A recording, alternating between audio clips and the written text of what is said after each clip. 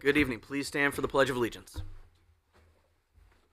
I pledge allegiance to the flag of the United States of America and to the republic for which it stands, one nation, under God, indivisible, with liberty and justice for all.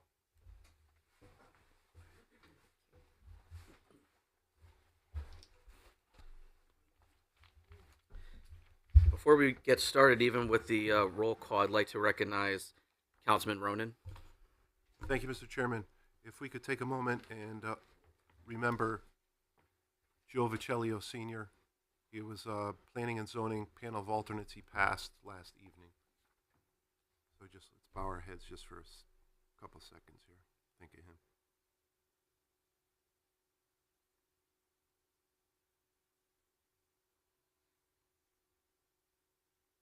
Thank you, Mr. Chairman. Thank you, Councilman. Madam Clerk, when you're ready, will you please call the roll?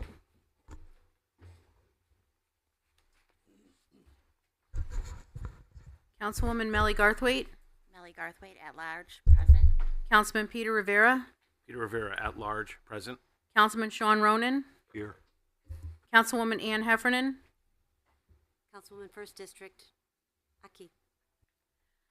Councilwoman Nancy Tagliatella, Councilwoman Nancy Tagliatella, 2nd District, present. Councilwoman Sarah Akbarali is absent, Councilman Gary Donovan, Councilman Gary Donovan, 4th District, present. Councilman Edward McMillan, Councilman Edward McMillan, 5th District, present. Councilwoman Dawn Callahan is absent, Councilwoman Catherine Tucker is currently absent, Councilman David Beaton, Councilman David Beaton, 9th District, present. Councilman Ronald Quagliani, Ron Quagliani, 10th District, present. and Chairman Christopher Vargo. Chairman Christopher Vargo, 8th District, present. And we have a quorum, Mr. Chairman. Thank you. When you have a moment, if you would read the call of the special meeting. Amended notice of special meeting, time change, charter revision, June 15th, 2026, 6 p.m., City Council Chambers, 3rd floor, City Hall. Notice is hereby given that in accordance with Rule 4.5 of the Rules of Procedure of the City Council, Chairman Christopher Vargo Jr. has called a special meeting of the West Haven City Council to be held at 6 p.m. on Monday, June 15th, 2026, in the City Council Chambers, 3rd floor, 355 Main Street, West Haven, Connecticut. The purpose of this special meeting is as follows: deliberations and actions on Charter Revision Commission's proposed revised charter. Thank you, Stacy. Just for the record, I know that Councilwoman Akbarali has been absent the last couple of meetings, and she's absent this evening. She has been caring for her uncle who was in hospice last week, and I got a call that he passed away about a half hour ago, so that's why she's not joining us today. So just our thoughts, prayers, and love go out to Sarah, her brother Patrick, and the entire family. All right. We left off on Chapter 8, the Code of Ethics and Standard of Official Conduct. My goal for this evening, because we have the public hearing this Wednesday, is to complete our first review of the remaining sections and chapters, and then circle back to all of the points that we were flagging, the larger ticket items that we either needed to have more deliberation on or that we were waiting for some additional information from Corporation Counsel. So I want to get through first the rest of the document, so we'll start off with the Code of Ethics. That is Chapter 8. And I will start off. So my proposal, and I'll hold off on making a motion at the moment, but my proposal is that we actually eliminate in this chapter Section 2 in its entirety. And then I also propose for Section 3, we eliminate subparts B.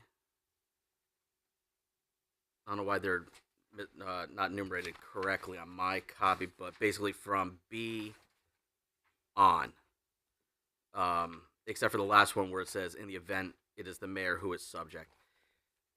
And I'd like to give my reasoning. Before I was a city council person, I was chair of the Board of Ethics for a few years. And during my tenure, we were tasked with codifying a new code of ethics, which we went through the painstaking process of figuring out how to do that. We had various options available to us. One of them was to put it into the charter because the charter always had that section. And we felt that it was not appropriate to put the full code of ethics in the charter because ethical standards change over time, processes and best practices change over time. And as we can all see now, amending a charter is a very daunting, tedious task. So we thought it best to create an ordinance, which we did. And what we did is we went from from 2 small paragraphs in the charter to a 20 some odd page ordinance that was passed by the city council after being vetted by the council and by the mayor. And that is right now what is the code of ethics. What the charter presently does is it empowers the board to administer the code, to have its investigative process, to be able to recommend actions taken by the mayor for an ethical violation. So I think that the new charter should basically do the same thing, and create a board, empower the board, but then say that the board's conduct and that the code itself should remain within the ordinance. So that is my proposal and the reason for it. Now I open up for discussion. Councilman Quagliani? Can you repeat what your request is? Sure. Which ones you're looking to eliminate? Sure. So my proposal is under section 1. The first sentence, there is hereby established a code of ethics for all city officials and employees, whether elected or appointed, paid or unpaid. This would be new language right after unpaid. As codified in Chapter 10 of the Code of Ordinances of the City of West Haven, parentheses, the code. I would make that change in Section 1. I would eliminate Section 2 in its entirety. Section 3 would become Section 2, still called Administration of the Code of Ethics. I would keep Subpart A, and then I would keep the last subpart where it says, in the event, oh, actually, no, I'm sorry, I would get rid of that. I would keep only A. And then Section 4 would become Section 3, but I would again add language that just references Chapter 10 of the Code of Ordinances.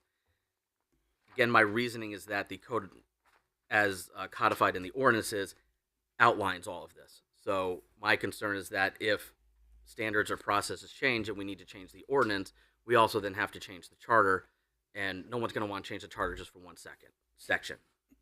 So I think if we just truncate it, create a board, empower the board, and say it's governed by Section 10 of the Code of Ordinances, I think we're good to go. Mr. Chair, just for the record itself, and note that I'm working off of the live document here, so putting in as your notes and comments. You're suggesting Chapter 8 retains Section 1 with your added language referencing Chapter 10 of the West Haven Code of Ordinances, removal of Section 2 from Subpart B down, or including Subpart A as well? Including A. Okay, so all of Section 2 is removed. Section 3, administration of the code, now becomes Section 2? Yes. And then, of course, Section 4 collapses up to become Section 3 as well. Correct. And then in the current Section 3, the proposed Section 2, Administrative Code of Ethics, I would remove B down. Only retain A. So then it doesn't need to be Subpart A. It'll just be the body of the paragraph itself without any other subparts to go with it. Right. And the work that this section of your chapter does currently will be taken up by that Chapter 10 of your ordinances. Yes.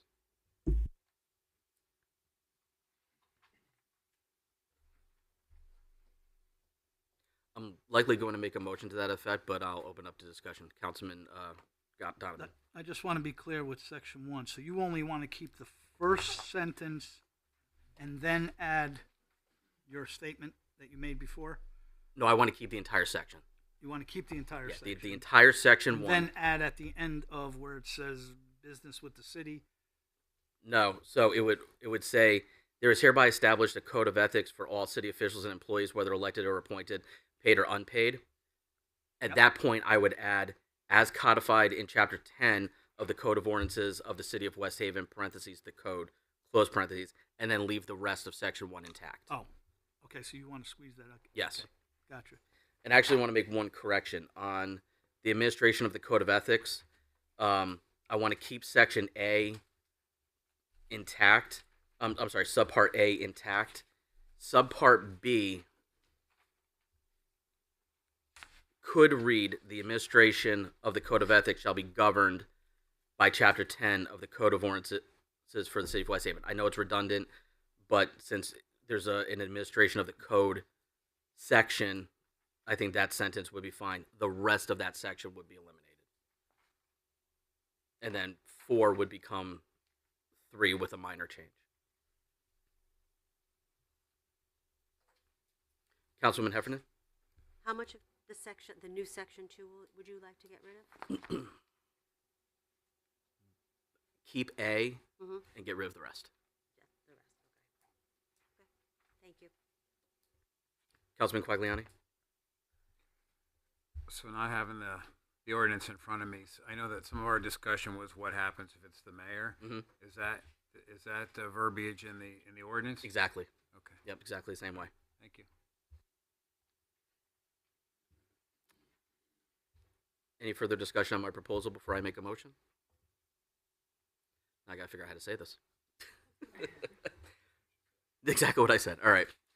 I will make a motion that we recommend an amendment to Chapter 8, Code of Ethics and Standards of Official Conduct. I gotta put all the I gotta put on the record. Man, I wish it was that easy. I wish it was that easy. All right. First part of my motion, section 1, first sentence after the word unpaid, I would like to add, as codified in Chapter 10 of the Code of Ordinances for the City of West Haven, parentheses, the code.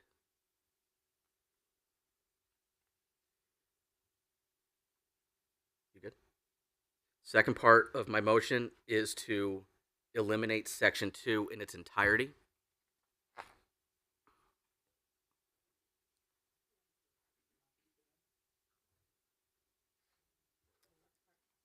Third part of my motion, current section 3, administration of the Code of Ethics, would become section 2.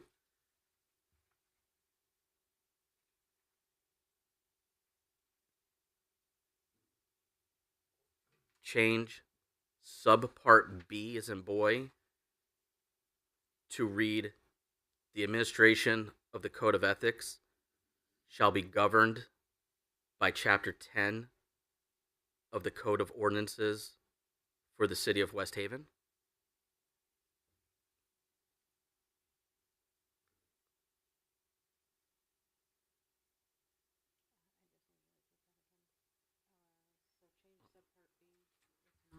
It's not in there.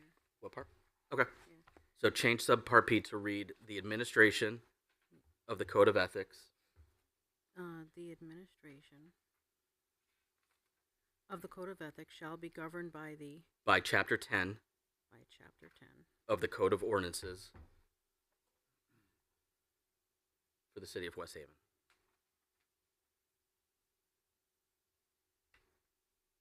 Eliminate the remainder of current section 3.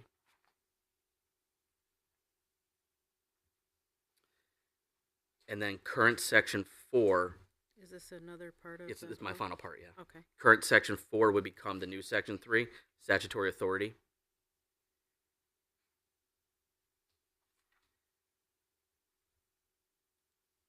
And I would modify that language, And what is the name of that? statutory authority.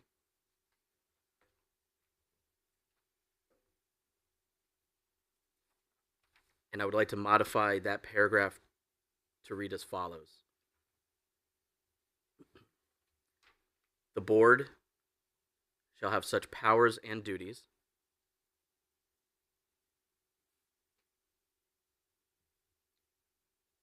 as prescribed in this Chapter 8,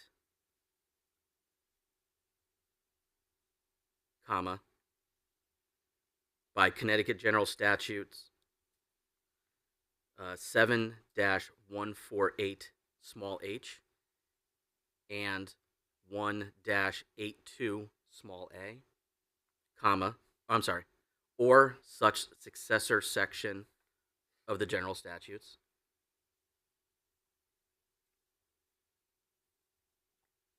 comma, and by Chapter 10 of the Code of Ordinances for the City of West Haven.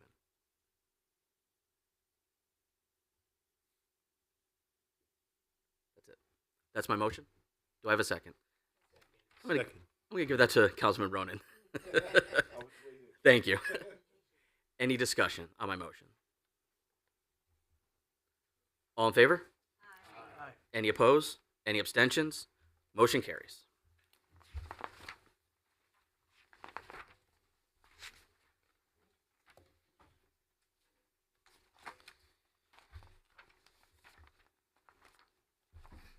Since I totally gutted that chapter, anybody else have anything they want to say? Okay. I did enough.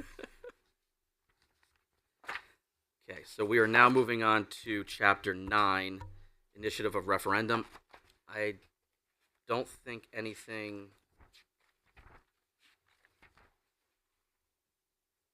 Just some capitalizing of terms I see in the red line. Is that correct, Attorney Cassini? I think that's all I see. Yes, this is block verbatim from your existing charter. Okay. Floor is open. Any discussion on Chapter 9? Okay. Moving on to Chapter 10, the budget.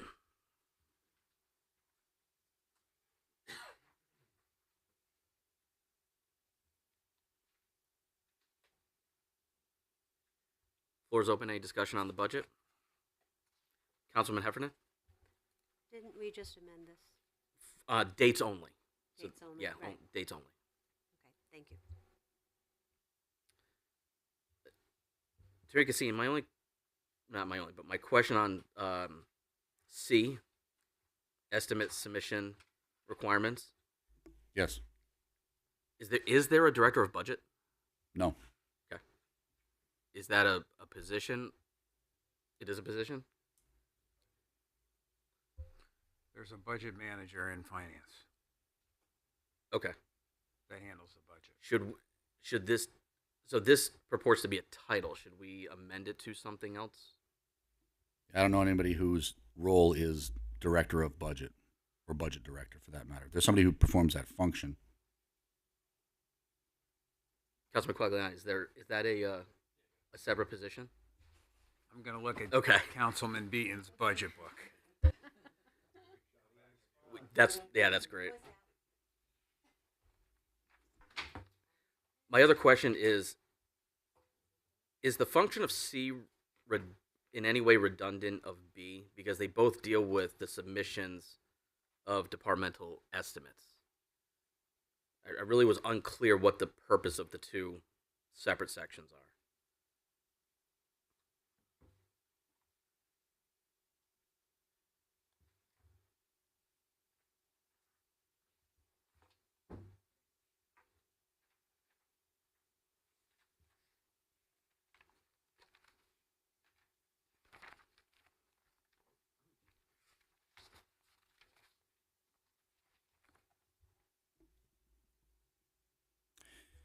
Subpart B is footnote 293, and that currently exists as your Chapter 19. The subpart C is added language. And I have some questions and notes that came over from you, Mr. Chair, earlier. First is it redundant? Second is, who is the director of the budget? But last is, does this or should this include the library expenditures as well? If the language in C included the library expenditures, then I think it would mirror that which is done in B, which mentions the board, the superintendent, and the Village Improvement Association. But if you look, you'll see that in departmental estimates, there's a prescribed day by which, the Thursday of February each year, no later than the last Thursday of February of each year, they are to file with the mayor on forms the mayor may prescribe detailed estimate. That's in B. Yes, and that doesn't exist in C. So it looks like C is an entirely new It is. subpart. Do either you or Councilman Quagliani, who attended the CRC meetings, have any recollection of why C was added? I don't remember. It may have been one that I wasn't attending, but Attorney Mednick was. But I don't remember what was meant to be done by C that wasn't at least in part covered by subpart B above, departmental estimates. Yeah, I mean, I can't add any light because I don't remember the conversation. I know that they wanted to include the Board of Ed, specifically call out that department and the library, which it seems like they did in B, but I don't, again, not to get us off the track, but do you spell out the library as opposed to the representatives of the Village Improvement Association? Because they're, I don't know, they're a not-for-profit. I don't know if we call them out in the charter or not, but I don't remember remember this specific verbiage. So, Attorney Cassini, even though there's some slight variation in the language, to me, reading B and C, it seems like they're trying to accomplish the same thing. I don't think one is necessarily superior to the other. Although, to Councilman Quagliani's point, I had used the VIA as just shorthand, but he's correct that we should specifically reference the West Haven Public Library, not the VIA. So where it says Village Improvement Association, you'd rather it say West Haven Public Library? Yes, because I think that's more appropriate. And if I could, Mr. Chairman, the position I was talking about is the budget coordinator. So there's a specific line for the budget coordinator, and that's what they do. So then it's okay. Rather than director of the budget. But at the end of the day, but if that reports to the finance director, so I think it would make sense to send it to the department head. Mm-hmm.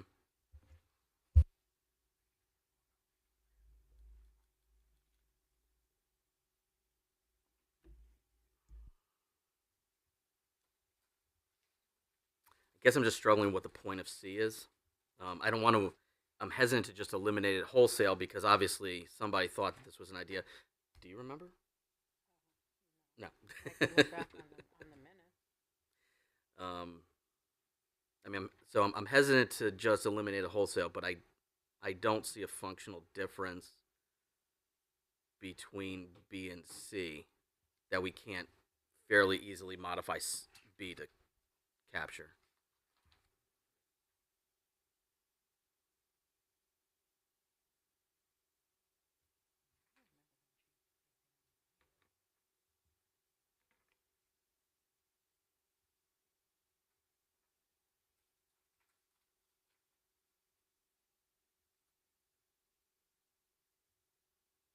The only difference I see is subpart C seems to imply it's a bit of a cooperative back and forth between the department head, the mayor's office, and what's identified as the director of budget. Whereas I guess I could read B to say it's a one-sided conversation, but I don't think that matters.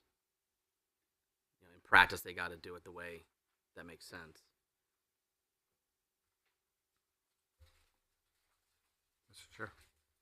Yes. And I don't know if it looks to me like the last sentence of subpart C, the mayor shall be power to revise only the total estimated expenditure unless otherwise permitted by law, referencing the Board of Ed. That's specific to the school district.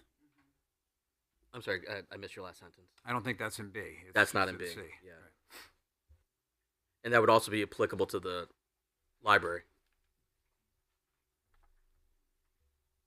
So maybe the answer is that we eliminate C and modify B to include the library, and then that last sentence, the mayor shall have the power to revise only the total estimated expenditures unless otherwise permitted by law. Does that make sense? Consolidate them?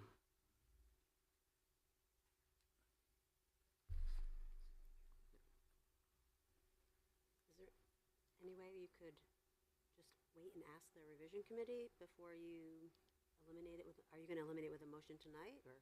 It's either that or we have to do it Wednesday and Thursday. And my hope was that we were going to have a final packet out to the public for Wednesday. But I don't really see a harm in doing that. I just don't see a difference. Well, Great. I don't mind. I don't mind holding off. I just don't see. I don't understand what the thought was. Keep in mind that this is going back to the commission. This is still the draft that you're making notes and comments on. Right. So if they don't like, if they had a good reason to keep it in for whatever Yeah. reason, They still have a chance to explain. Yep. Councilman Donovan. Yeah, I tend to agree with Councilwoman Heffernan No way. is that there's obviously a reason why they added that. And nobody here can explain it because they don't remember or whatever, which I understand because I wouldn't remember it either.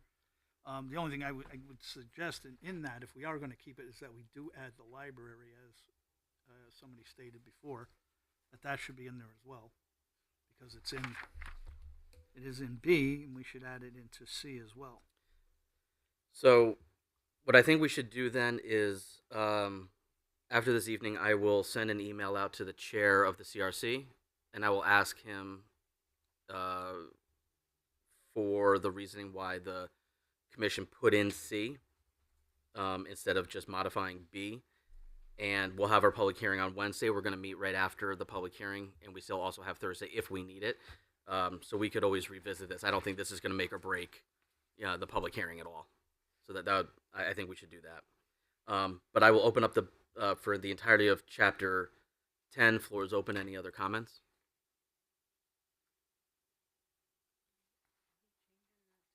Okay. No, we're not. We're not gonna make any changes right now. Oh, Well, Chairman, I would add, should we add library into their statement at least, or no? Wait, let's just do it all at once. do it all. Because if it's in C, then it's there. Okay. Moving on to Chapter 11, miscellaneous provisions.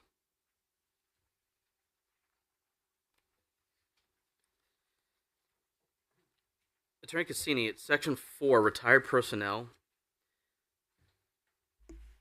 What I don't know is if this is a function of the charter or due to the collective bargaining agreements, but I understand that retirees are unable to typically be hired for other positions within the city post-retirement.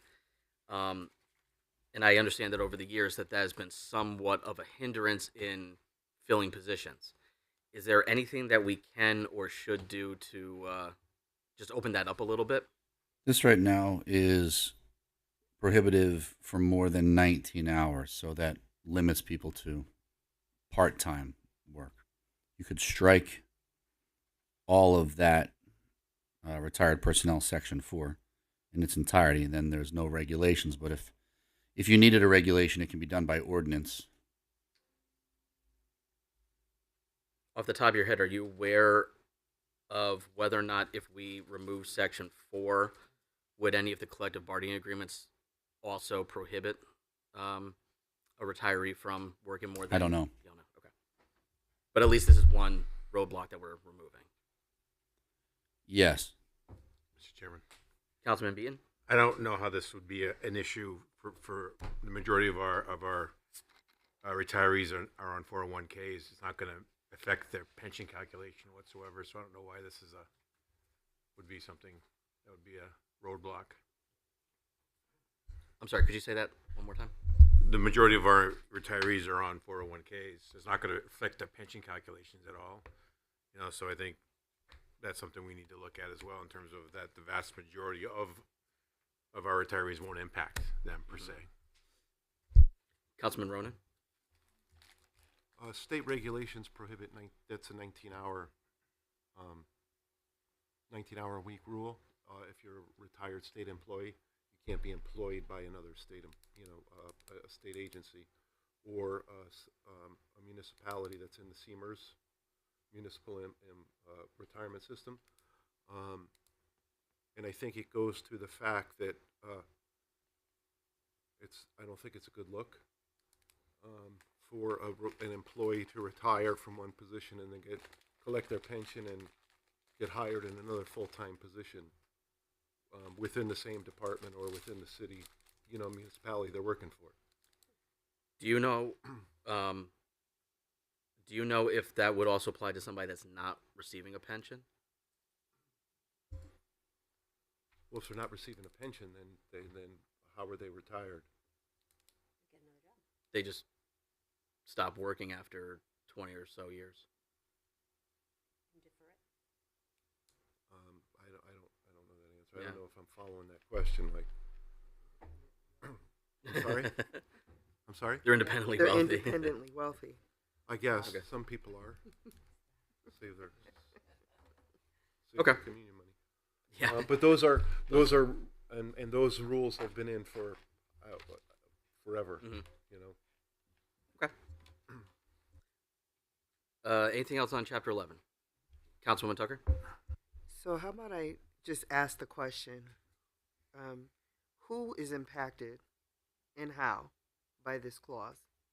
Anyone who's retired and receiving their retirement benefits deferred compensation package retires from the city is ineligible to work more than 19 hours. So it would be anybody who puts in their, 10 years for full vesting, or 10, 15, 20 years, and then wanted to apply for another position.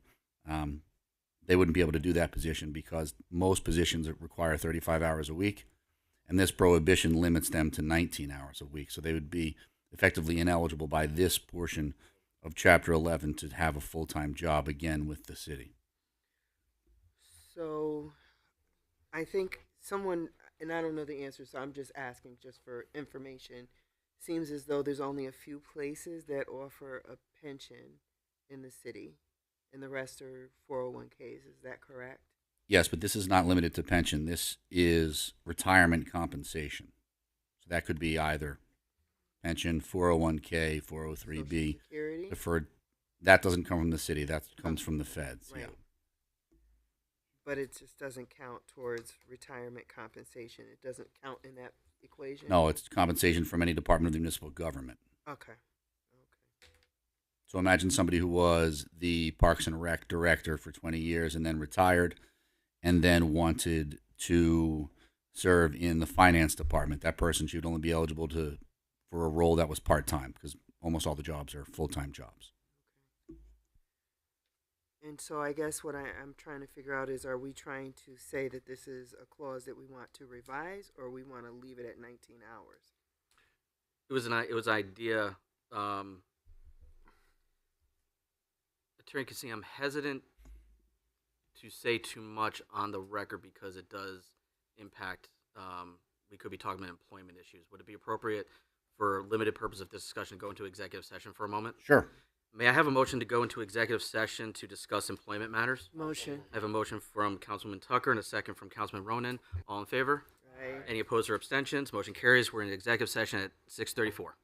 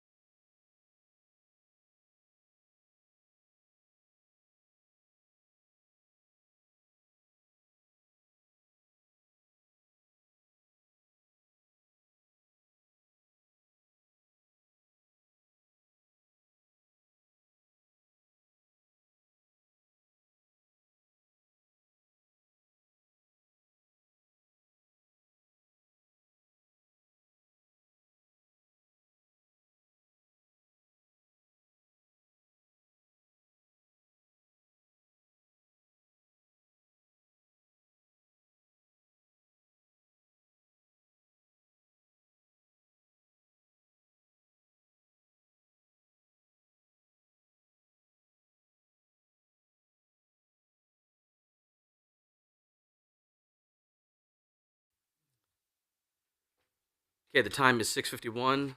We are out of executive session. Floor is open on Chapter 11. Any discussion or motions? Seeing none. That completes our initial review from cover to cover, so now we will circle back to the bigger items. So you will address the budgetary question on Wednesday after I have an opportunity to speak with the chair of the CRC.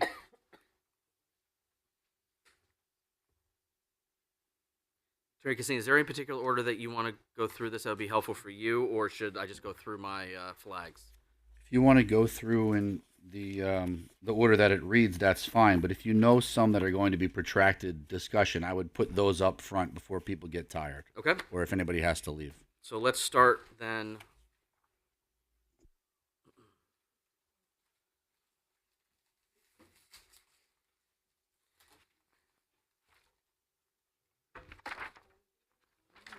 Going to Chapter 1.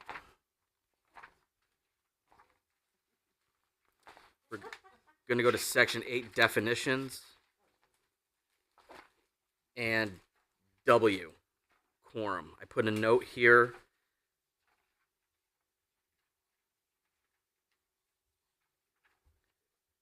So it reads, quorum means for the transaction of business by a board or commission, a majority of the total voting membership of the board or commission, including any alternate members in attendance in lieu of absent regular members, unless otherwise required by general statutes or this charter. I had a question on this. We did talk about it in response to some other adjustments that we made last week. But the question was making sure that we decide whether or not an alternate is activated when there's an absence versus in order to meet a quorum.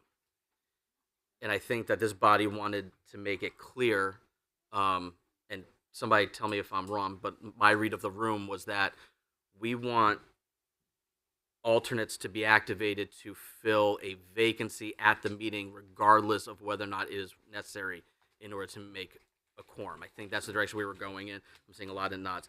So is there any language that we should put into W that makes that clear that we have not already done in a previous motion?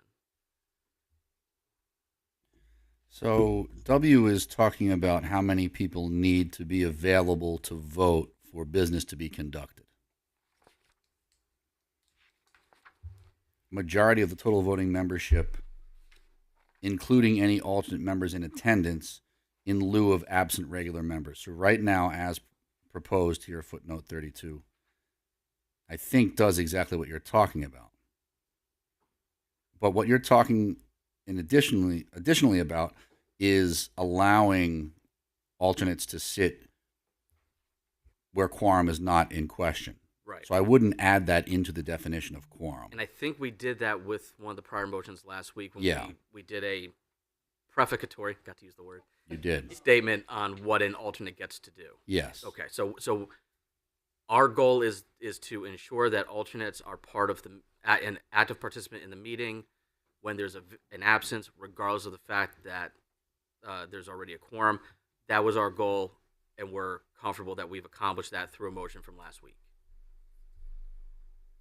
Oh, are you asking me or I'm telling asking, me? No, Oh. I'm asking you. Is that's my recollection? I thought you were comfortable, yeah. Okay.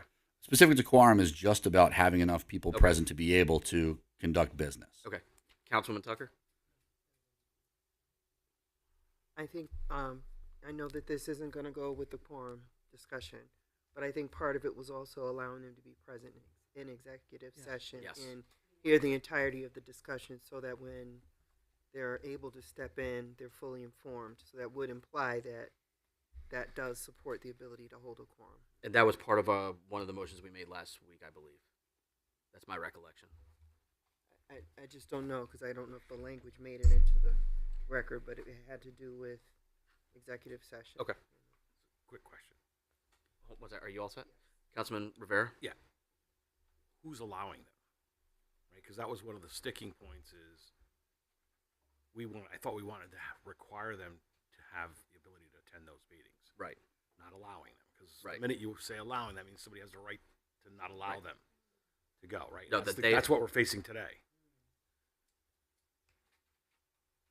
Right. That right. Our goal is that alternates are activated upon a absence, not to complete a quorum, and whether or not they are activated or not, if they are in attendance of a meeting, that they shall participate in an executive session fully. Madam Clerk, do you have a way to confirm whether or not that was done? I'm pretty sure it was. I think what you're talking about is in Chapter 6. 6? General requirements for appointed boards and commissions.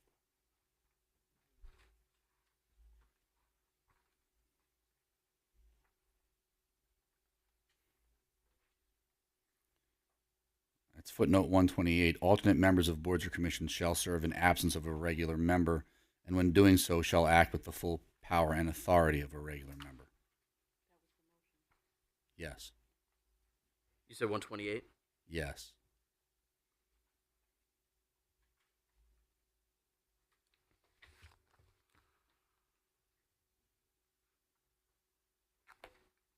Did we add in there about, I know we talked about, we'll only be able to vote when a board member is absent? Did we add that in? And the reason why I'm asking if we did, if not, we should, only because there was an incident where an alternate thought he should be able to vote, but there was the 5 members there. They still felt that he or she still felt that they should have been able to vote. So I don't know if that's something we should be adding in there as well. We'll be able to vote only when they're filling in for a board member or however it needs to be worded. I don't think you had that discussion. No. As an initial question, Attorney Cassini's office printed out red line changes based upon our motions from last week. Does everybody have one of those? You'll find them in your It has our names on it mailboxes. instead of the CRCs. If you have it, if not, if you could share with somebody, I'll direct you to page 30. Page 30. It would be at the top of the page, number 5, the role of alternate members and boards of commissions. So we could do this now. I intended to work on this this document off of this document on Wednesday, so that way we can get through the other things, but unfortunately it kind of came up now. So 5, new 5 says alternate members of boards and commissions shall serve in the absence of a regular member, and when doing so shall act with the full power and authority of the regular member. I think that satisfies the issue of whether or not a alternate is activated upon an absence versus to make a quorum, but it says nothing about the executive session part. Yeah, I don't mean to. No, please, go ahead. In reading that, this just states if the alternate fills in for a member. If there's a full membership there and they go into executive session, the alternate shall attend that executive session as well. That's one of the major things I think we were all talking about. Yes, Stacy. So I do have one of our approved motions that have to do with the executive session. Okay, can you Would read you like it? me to read it? Yes, please. Okay, it was on section 6, appointed boards and commissions, section 2, boards and commissions established by charter, to include a prefatory paragraph to add language that alternate members are able to participate in executive session even when not activated. And that was approved. And that's in here? That's in... That is in one of the motions that you all approved last week.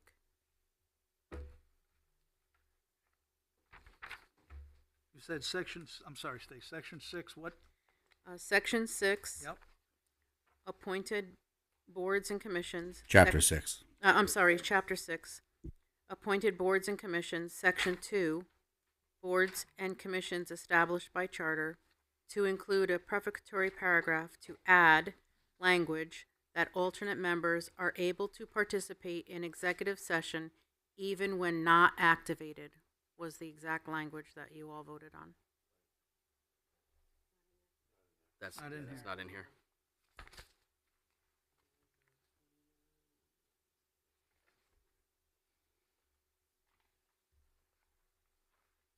Okay.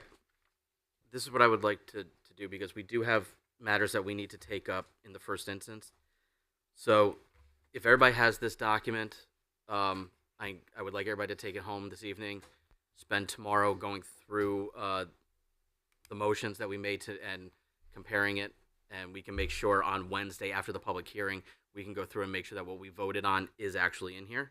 And then if we can get through that timely, then we could maybe wrap up and have a final kickoff Wednesday. If not, then we will do that Thursday. But I'd like to get through the items that we have not decided on. Otherwise, we'll never get there, and I want the public to know our feelings on those items before Wednesday's public hearing. Councilman Tucker? So the items that Stacy has and is referencing, those theoretically should already be in here, but they haven't made it in here. They haven't made it yet. So is that because, like, they just didn't get filed away yet, or should we have a copy of what you have to make sure that everything that we think we said is we have? So I have done all the minutes, and I have made copies of them all. I could pass them out tonight. I did make copies of everything. And you have all the motions too. And I have all the, the minutes have all the motions in them.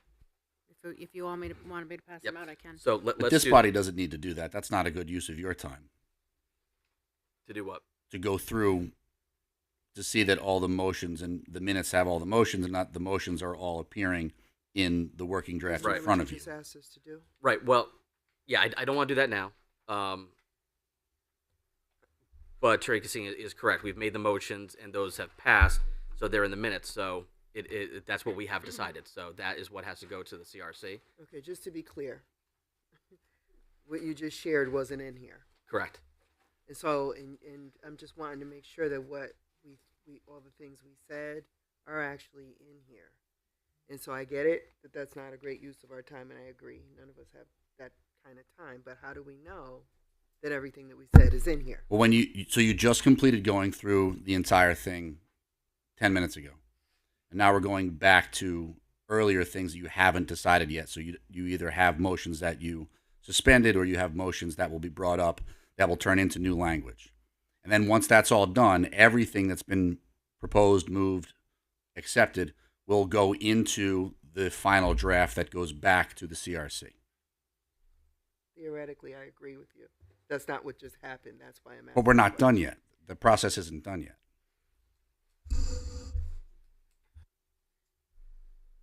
Chairman? So can I just, Go ahead, and then Councilman Donovan.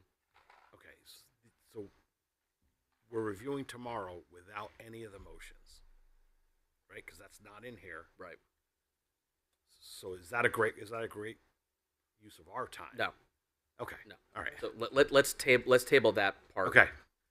As of right now, what we're going to do is we're going to go through the flagged parts that we have not decided on, and we're going to finish. We're going to finish with that. No, I agree somewhat. I also agree with Chairwoman Tucker. There's going to be people possibly coming to the public that are very interested in that alternate statement. And if they don't see it in that document for the public hearing, I don't know, is that going to cause... Chris is looking at me because he knows what I'm going to say. It'll be in there before they see it. Okay. Then I'm good. When you guys are done all of the motions and you've included everything that you want to put in, there will be another transmittal that goes from this body to the other body, and that gets publicized before your public hearing. So this process isn't done until you meet again after your public hearing. Who knows what they come to say? And then you may want to take that input and add even more things. And then that's your final product, so to speak, to transmit back to the CRC. So this is where the confusion lies. I'm going to try and clear it up. What Corporation Counsel's Office had done is put together a draft of our recommended changes into this document. It is not final and we have just noticed that there is something that we have decided that we want done that didn't make its way into this document, and that's the concern. This document, as it sits right here, is not going to be published because it is still a working document. We're not done yet. What is being published is a list of what the CRC had recommended and then a list of what we have recommended back to them. We've already started posting that online, and we've alerted the public that that's subject to change based upon what we accomplished tonight. Tomorrow we will put together that list. So this document is more for our reference. So let's not get hung up that this is what the public's going to see. It is not, because it's not the final document yet.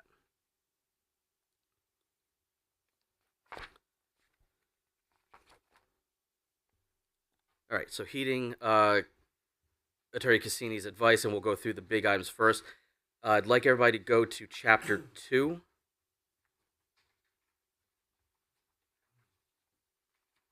Section 2.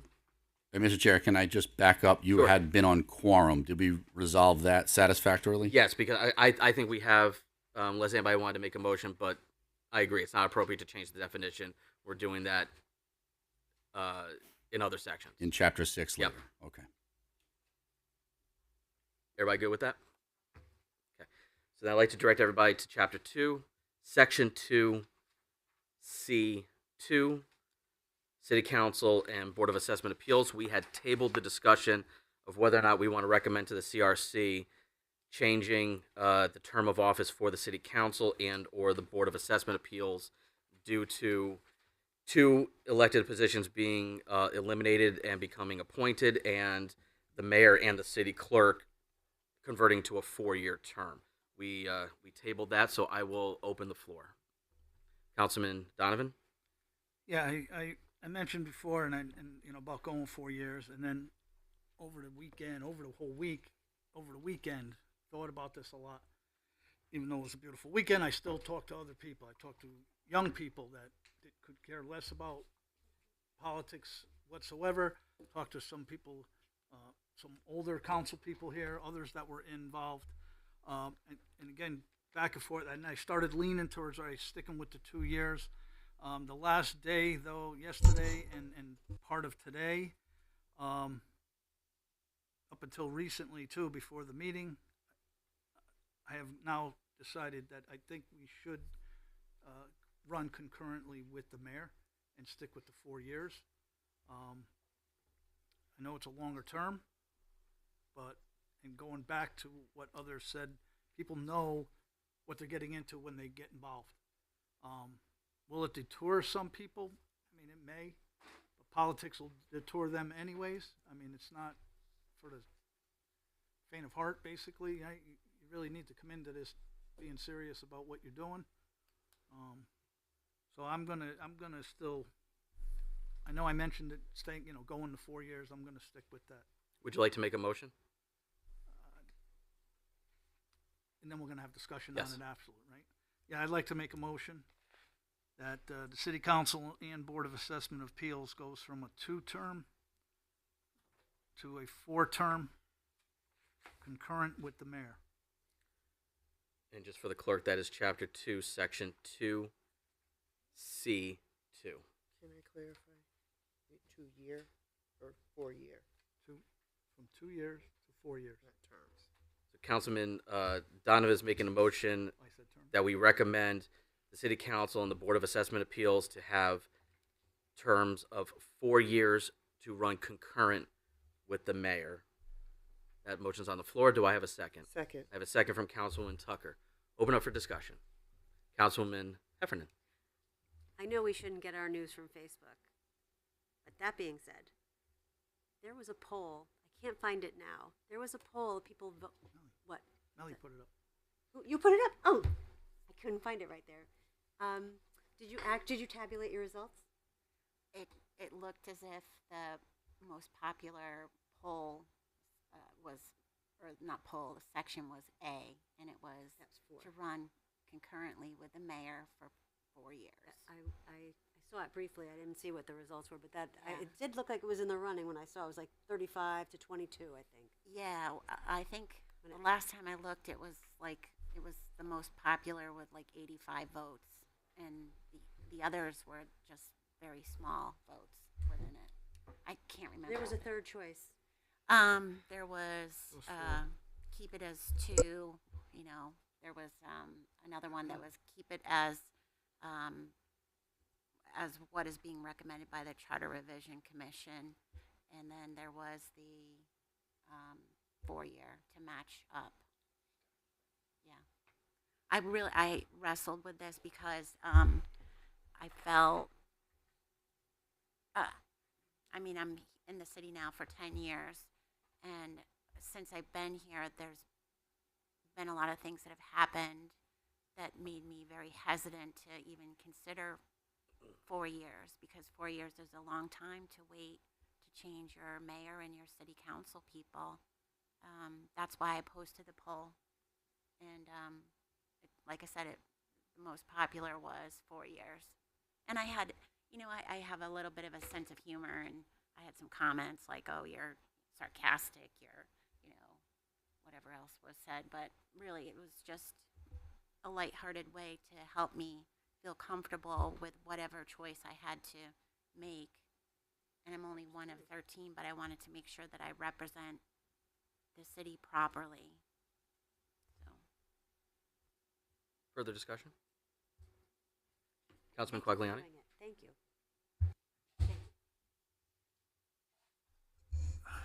So the only way that I think, in my opinion, it makes sense to do that is that every elected position runs for 4 years concurrent with the mayor, to have some savings and not have an election. Because now, if you have the Board of Assessment Appeals, the City Council, the mayor, the city clerk running, then on the off year you're gonna pull up a whole election, 10 districts of voting for the Board of Ed candidates. I think that's it, right? Yeah. So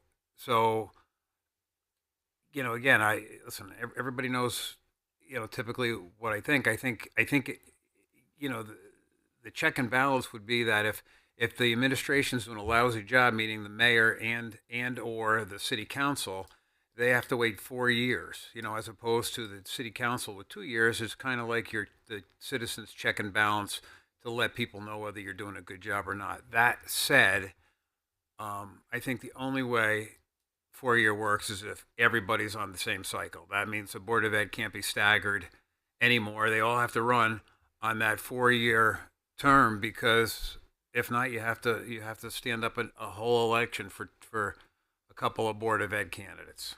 Let me just suggest that they'll probably have to do that anyway when there are off-year federal elections or statewide elections anyway.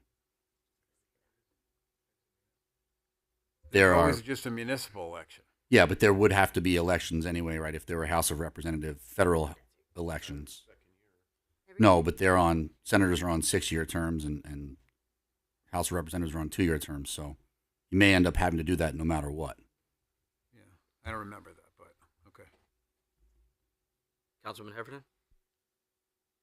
The Board of Ed staggered so that it wasn't a clean sweep of all 9 members being changed. That is so that there was some knowledge and handover.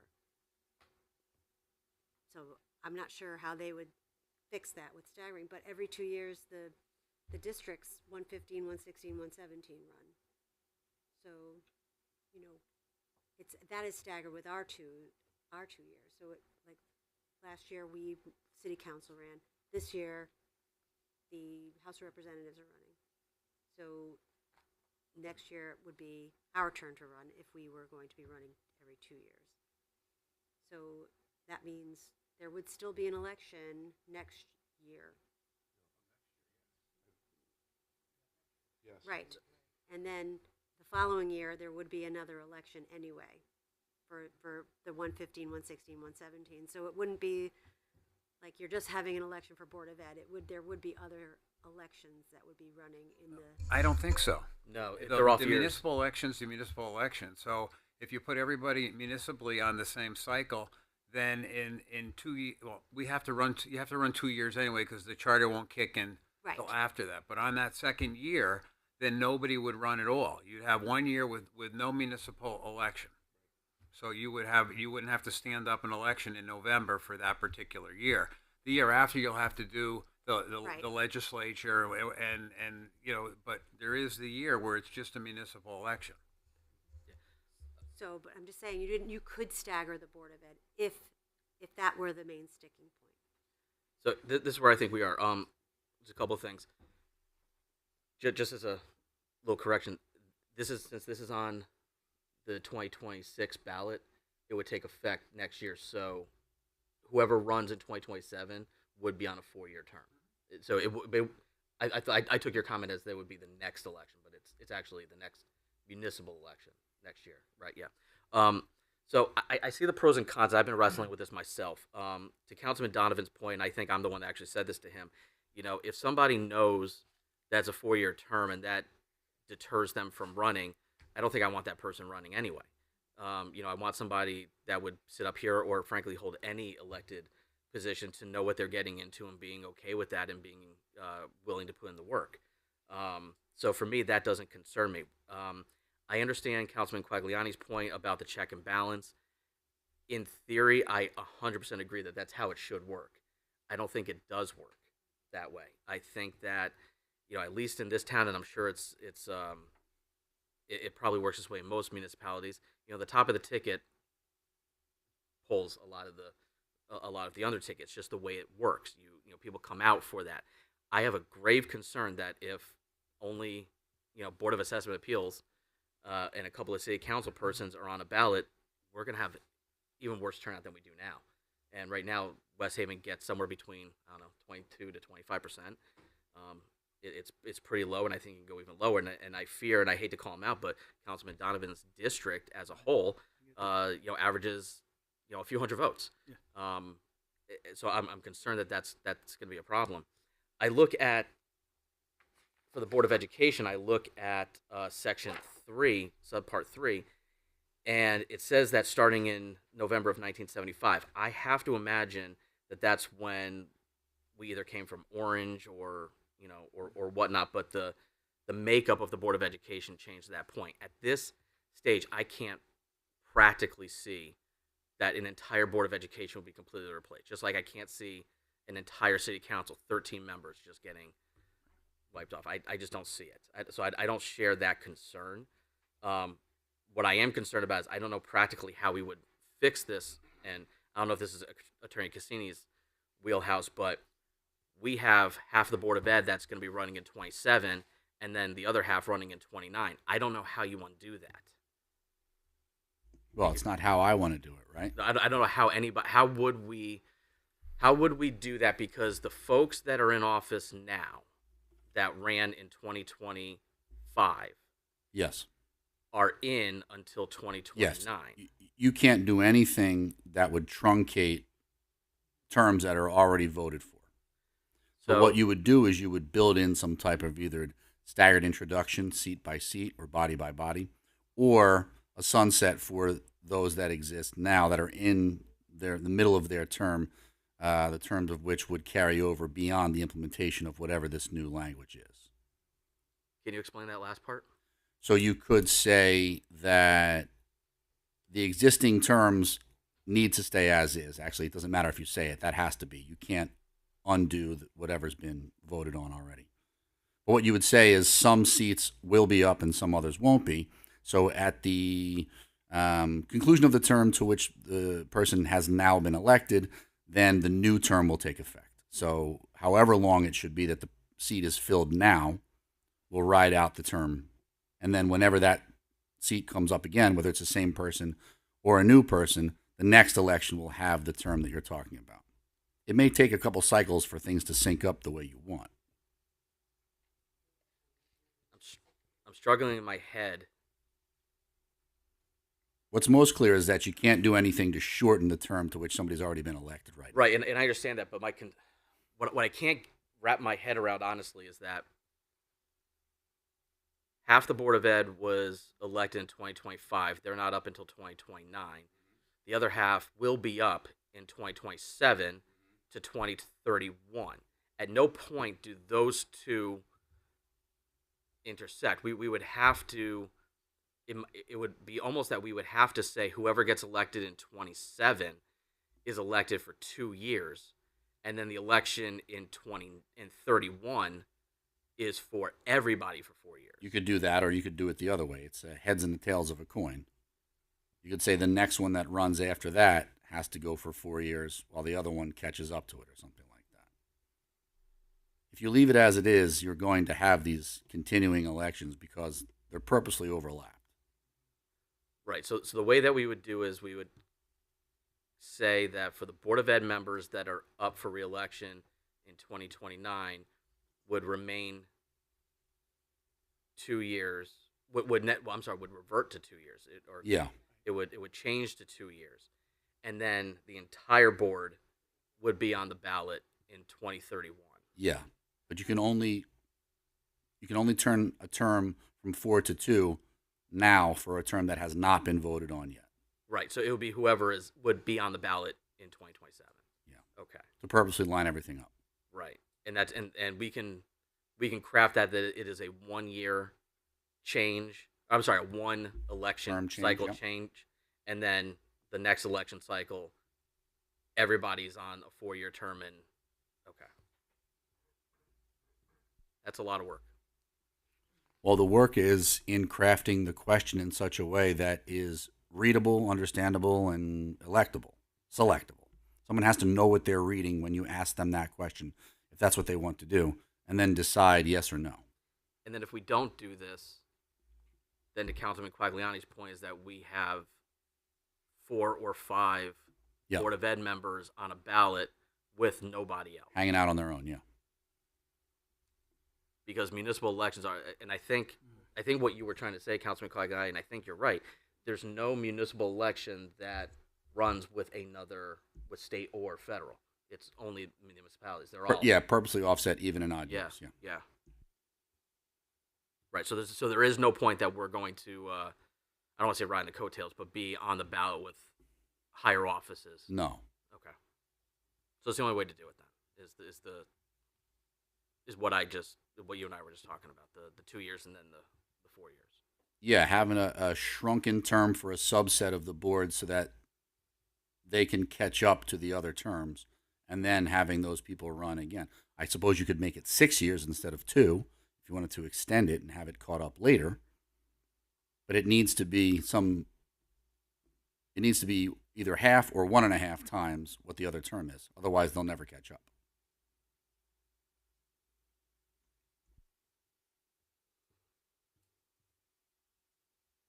Other discussion? Councilwoman Tucker.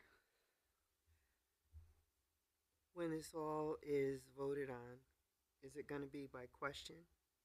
Is this question?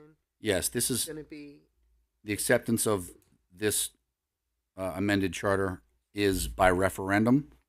It's your job when it comes back again from the CRC to craft the question or questions. You can have one question for every single thing that you're proposing. You can have a binary question. I do or I do not want the new charter. I don't think either of those is the best way. I think you got to figure out some place in the middle. Okay, but it won't be by line, by question. You could if you wanted, yes. I don't think you should go with every single change being offered as a yes or a no, but I don't think packaging it as one binary choice is helpful either, unfortunately. Yeah, I envision that, and that's going to be our process in August after the CRC sends us over the final.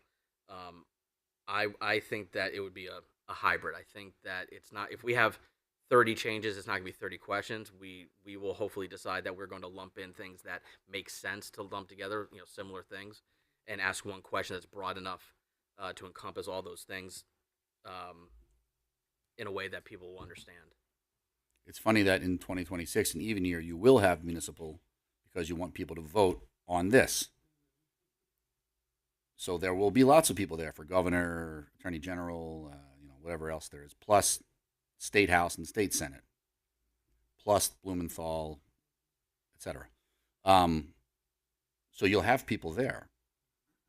The power and the pitfalls in this whole process is when you figure out how to ask people what they want to do. Yes. You have to communicate enough for them to understand it in a way that doesn't push it one way or another, but you have to figure out a way to package some of these things together. Are you all set? Okay. All right. The motion on the floor. Can you read again, please, Stacy? It's in chapter 2, section 2C2, to change the city council and the board of assessment appeals from a 2-year term to a 4-year term to run concurrent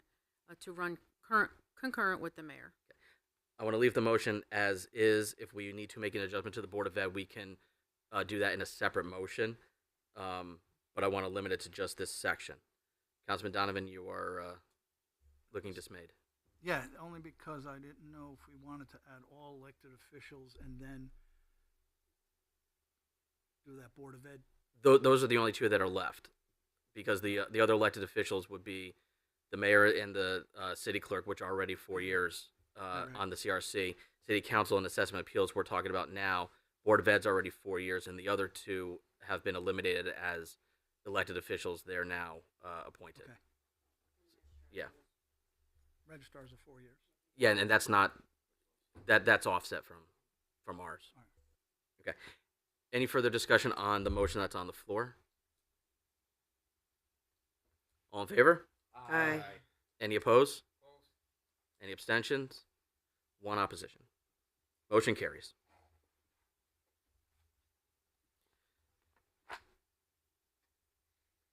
Let's button this up with section 3 under chapter 2.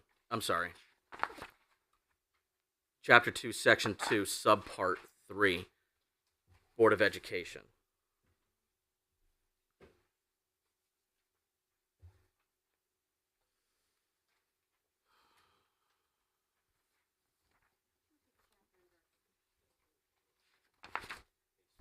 Chapter 2, section 2, subpart 3. So if it is our goal to get everybody on the same election cycle,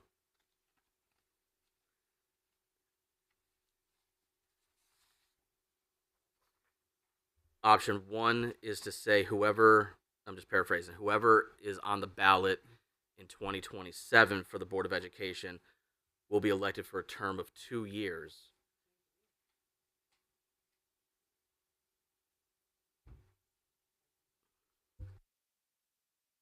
Oh, sorry. It's the year is that 1975. If you just change that to 2027, does that take care of the problem?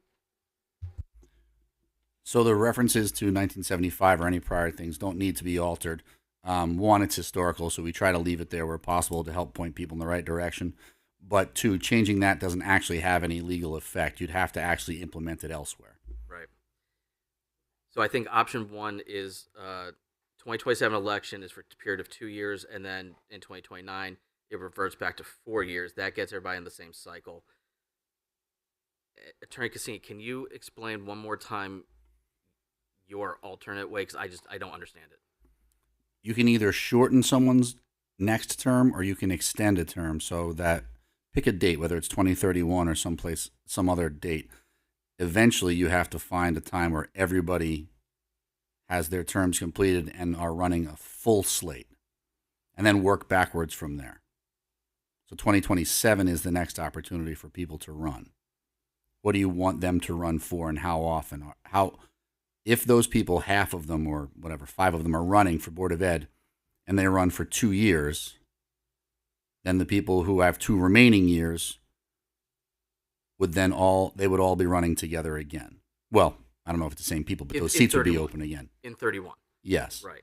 But if people feel like 2 years is too short, then you can extend it and make it longer. But it wouldn't match up until a later election. We would have to then make 2027 6 years. Yes. And this is the next one.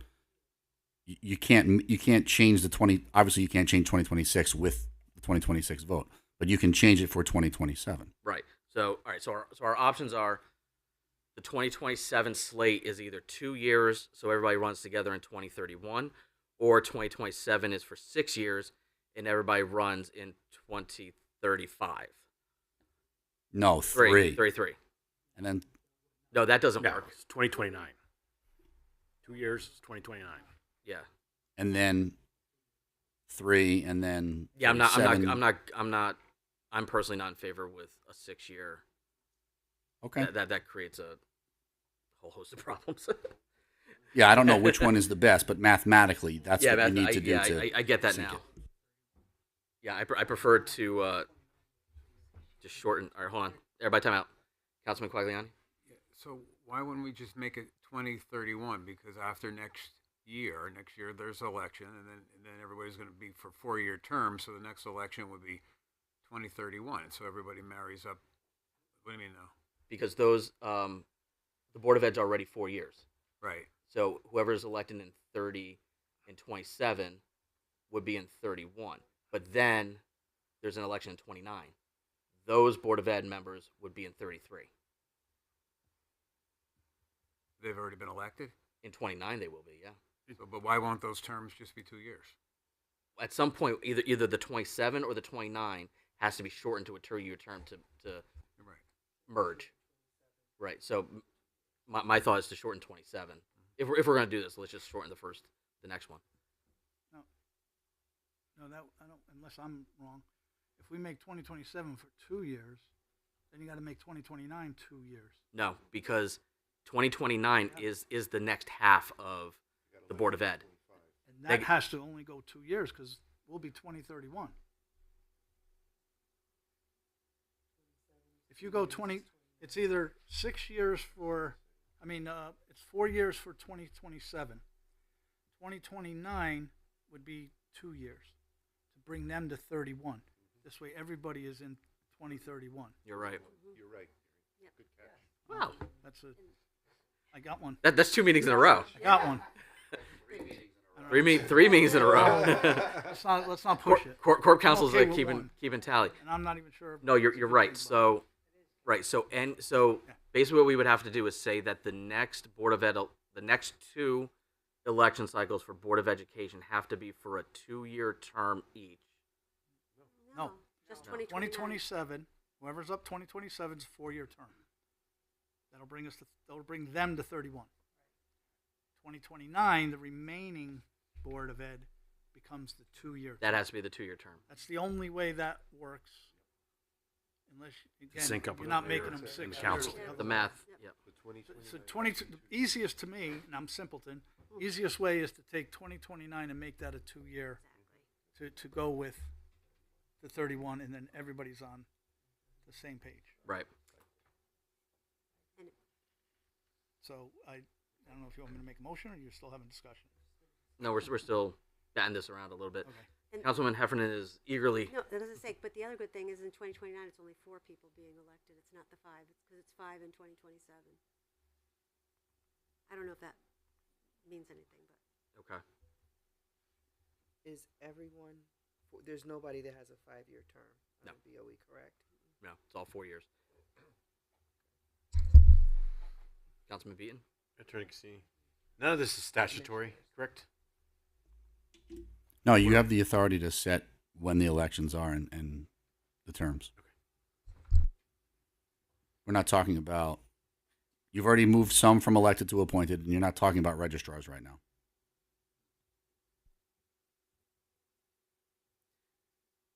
Okay, so I agree with Councilman Donovan that what makes sense is that we have to adjust Section 3 so that way the election in 2029 is for a 2-year term. That will bring everybody in 2031 together for a 4-year term vote. I think he is right.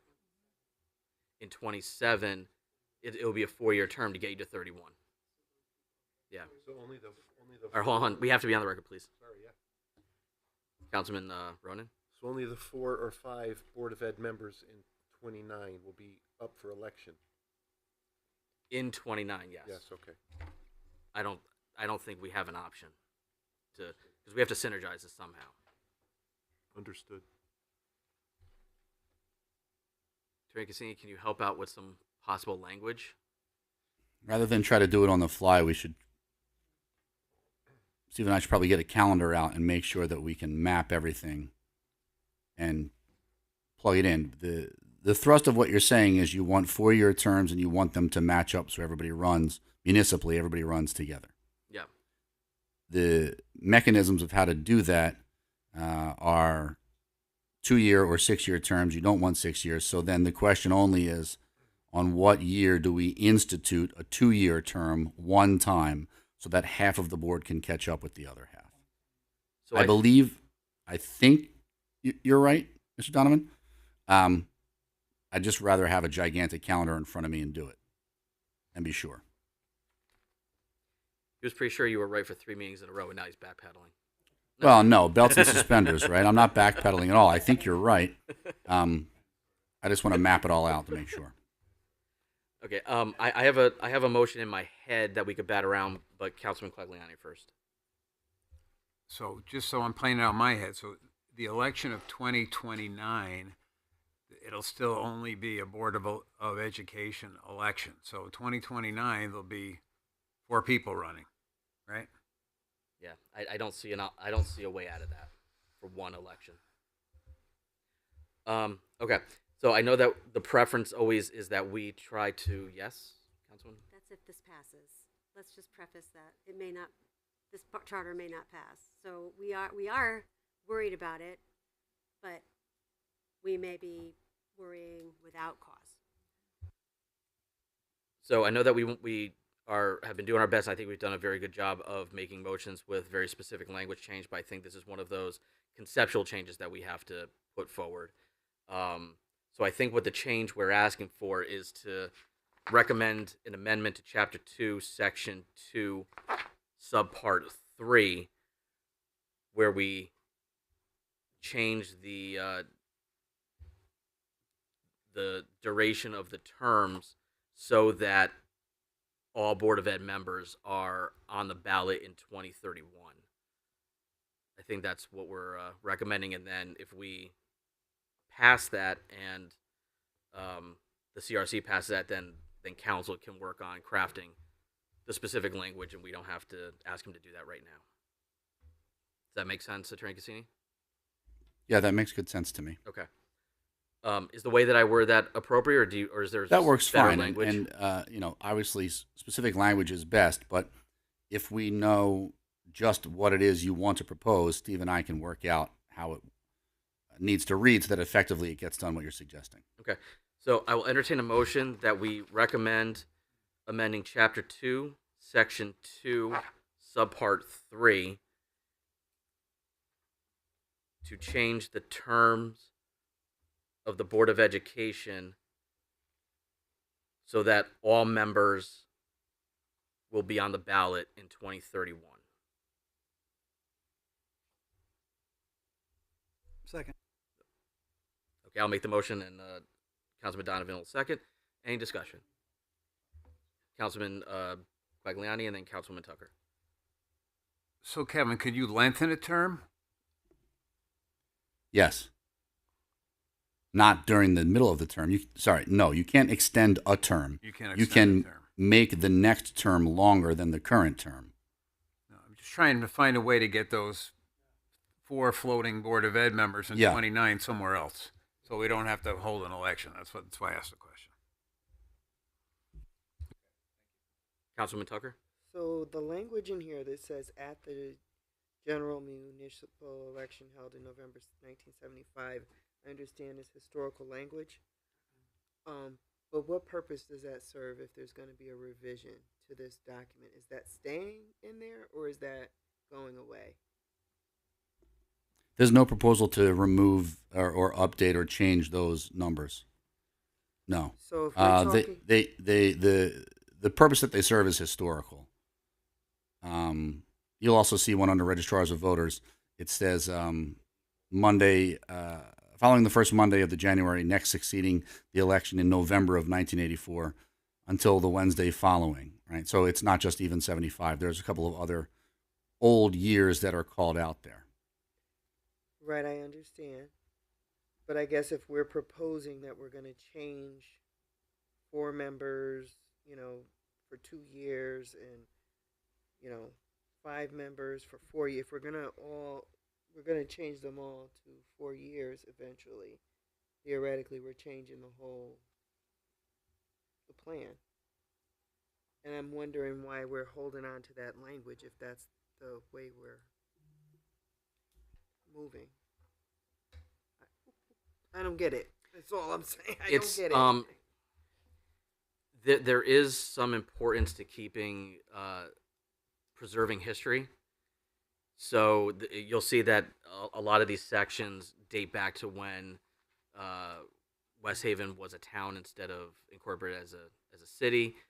It just tells the story kind of how we got here, and it's really just for posterity. I think that we just But there's no real significance in leaving that language in there to the meaning of what is happening. It's just historical, just so that Yeah, and to your point, changing it doesn't have any legal import either. You still, unfortunately, we have to do all the other work also to actually implement the change. But yes, my hope is just that it doesn't turn this into something that's confusing, more confusing. well, I mean, charters themselves are kind of confusing, right?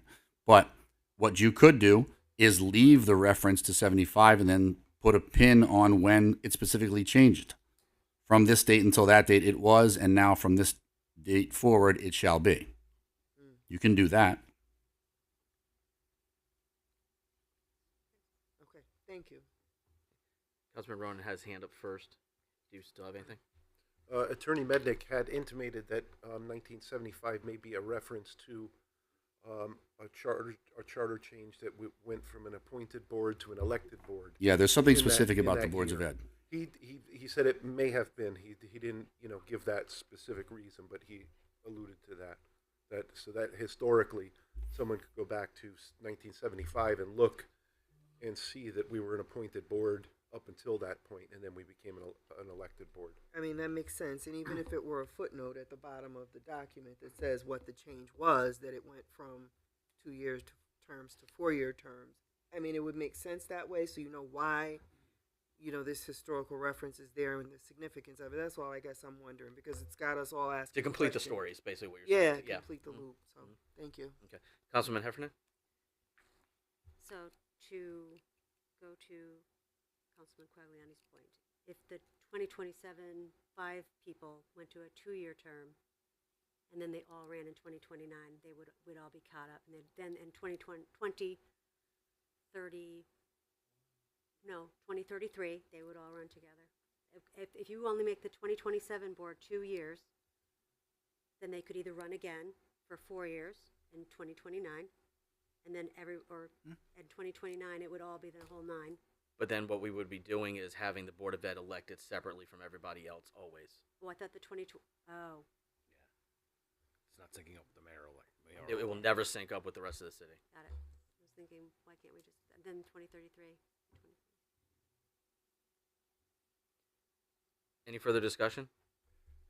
Councilman Donovan? Yeah, with that, it says biennial thereafter in there. That all have to be changed, correct? Right. So, like I said at the start, normally, what we've been trying to do is have very specific language recommendations.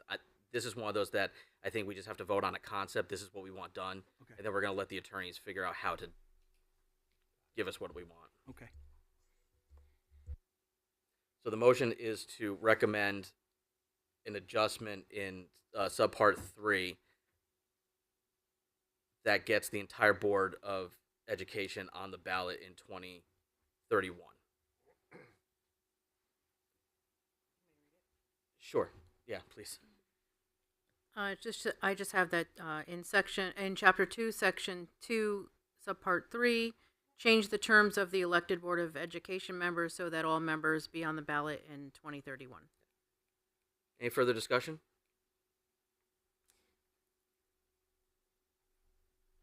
Yes. I'm sorry. Go ahead. But if it goes through 2027, the council will be for 2 years, so that will be 2029.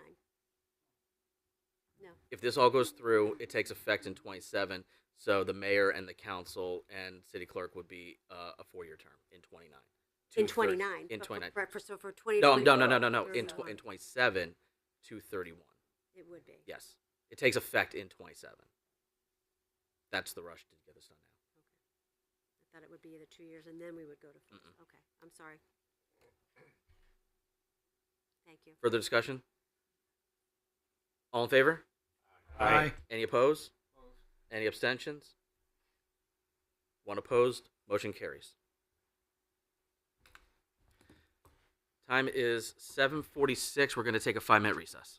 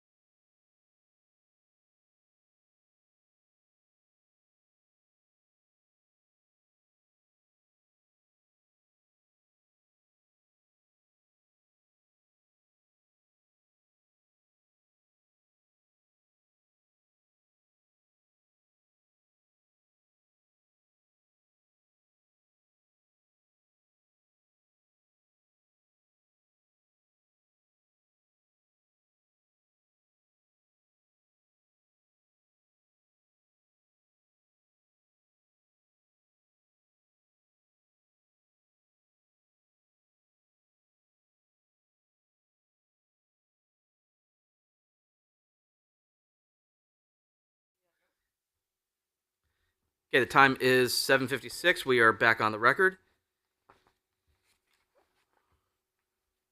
Okay, the next item that I flagged is also in Chapter 2. We are now in Section 6, vacancies in elected officials. Excuse me, Chairman. What about section 5? Did we talk about that? Or is that going to be something like if that city council, if that goes through, we need to change that to quadriennial, 4 years instead of biennial. You're right. Section 5 needs to be amended to track. Would need to change this passes. I don't know how that would. Right. Attorney Cassini, do we need a separate motion to change Section 5, or can we just have it flow through?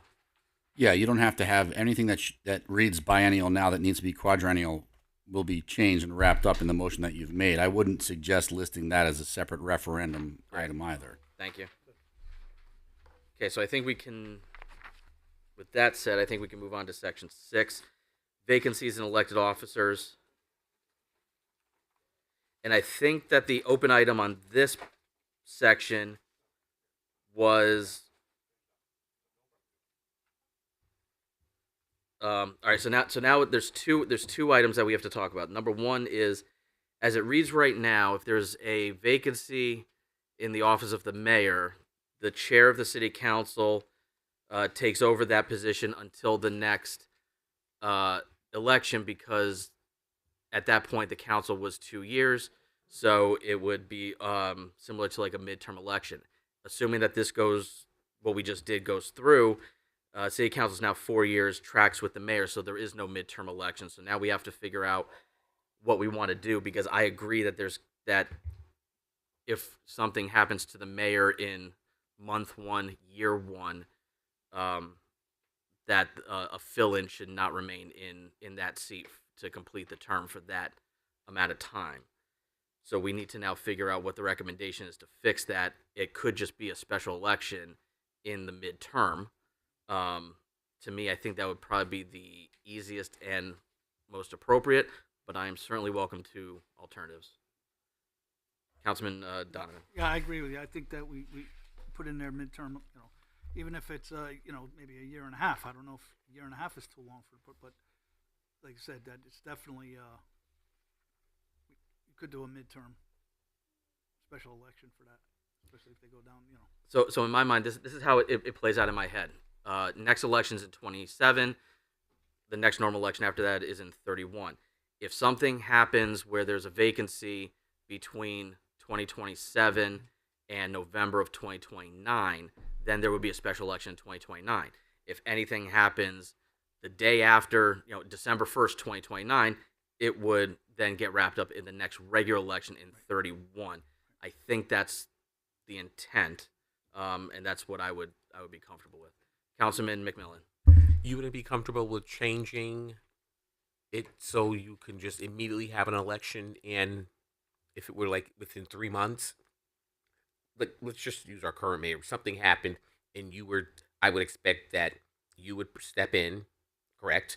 And then we should immediately have an election and say, okay, thank you, Mr. Vargo, you've done your work, but we need to put someone in office. Oh, I wouldn't wait till the general election. So the issue with that is that would work if it happened, in the first, let's say, 36 months. But what happens if so let's say that something happens in 2030, August of 2030, and then you have an election. Now you have a mayor that are we only electing somebody to fill in the rest of that term, which is less than 18 months. But then my concern is, would you then, Chairman, be able to, or even want to be in that position as the acting? That's the well, and there's a succession there's a plan. clause. It certainly is. There's a succession plan that if my position is unable or unwilling to do that, then it would fall to the chair pro tem. And if that doesn't work, then the city council votes and appoints a mayor for a certain amount of time. I think that plan works. Okay. I think there should be a mayor. Yeah, I think that plan works. I think that what we need to do is just we just put a provision in here that says that if there's more than 24 months. Councilman Clegg, I know this was a big part of your discussion with the CRC, that more than 24 months left in the term, there should be a special election in that off midterm year. Yes. Yeah, I think it would be 24 months calculate. Yes. So because of the fact they went from 2 to 4, yeah, halfway through would be that 24-month period. Right? Yeah. Discussion? Councilman Ronan. I think that there's an order of succession, and I'm actually against holding a special election, only because we just argued that people could run for 4 years and they know what they're getting into. So if you elected to the city council, don't become the chair if you don't want to be the mayor. Work for the position, work for the next position up, right? Or don't be pro tem if you don't want to take over if the chair doesn't want it. That's my feeling. So we argue on one hand, don't run if you don't want a 4-year term, and now we're saying maybe I don't want the position, so I want to hold a special election. I'm just spitballing here for discussion. Thank you. Councilwoman Garthwaite. My concern with that, Councilman, is what if, like, Chairman Vargo has a full-time job? He wouldn't be able to take the mayoral position. I'm actually not even thinking of it in that light. What I'm thinking of is, and I think Councilman Quagliano, you and I had this discussion. If a mayor is elected, and let's say in month 15 something happens, you now have an unelected mayor. Even though, let's just take me for example, I was elected to city council by the residents. I was not elected chair by the residents. I guess the argument could be made that in electing me, they're assuming that it was possible that I would be chair or anybody else would be chair. I guess we could go down that road. But also a way to look at it, and I'm sort of looking at it that way, is that the constituents of West Haven did not vote me in as chair. The city council did. And by having this seat, that is my responsibility. To be mayor, I'm not sure that the voters should not have that say for a prolonged period of time.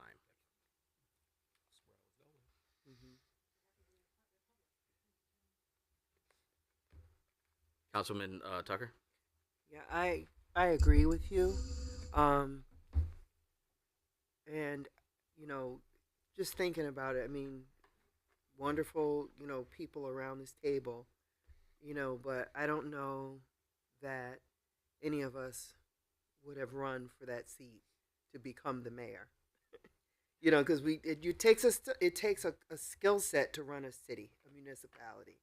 And just because by default you end up in that seat doesn't mean that you're qualified to hold that position. You're holding it until somebody more qualified, unless you are qualified. And I'm not saying no offense taken. No, that's not what I mean at all. You know that. That's not what I mean to say by saying this. But whoever the individual would have been, if it were not a person who was qualified to kind of like run and take that seat, would need to be relieved of that duty. You're holding the hot potato, basically, until someone comes along and is elected into that seat. In my opinion, I think it's a placeholder, because we've never run this city in that way, to say that everybody that's getting elected to their seat could one day become the mayor and sit in the mayor's seat.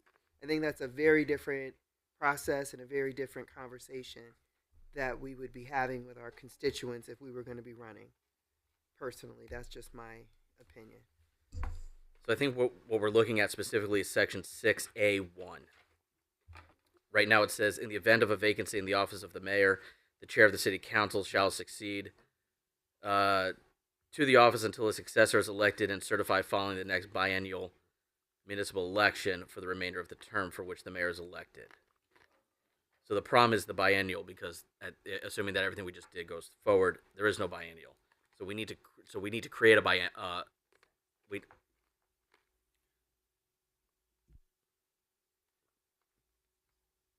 we need to create an election.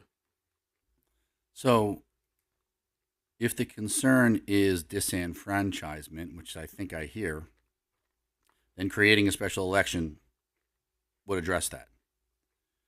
If the concern is people who are unwilling or unqualified ending up in a larger role than they expected to have, you could set some type of temporal catch-all here saying if the mayor vacates or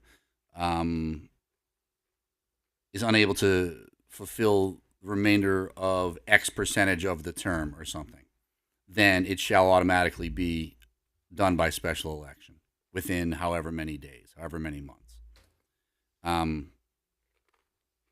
But those two things are a little bit different. A special election automatically deals with both of them, although it costs money, yes, and not easy to stand up in short order, so I wouldn't put a time frame too short on that. But also, if the mayor is elected to 4 years, but after 1 year decides that he's going to take a position with the state or federal government or something like that, which happens, then you'll want to have a special election because you don't want to have someone who's not elected to that position serve there for 3 years. Correct. So maybe a time frame is what makes sense. If it's with 6 weeks left on the clock, you don't want that to be automatically a special election that has to be held. Yep. You'd rather just wait for the next election to come around and figure it out based on the line of succession that you've built here for the next 6 weeks, whatever it is. But I don't know where the breaking point is for you.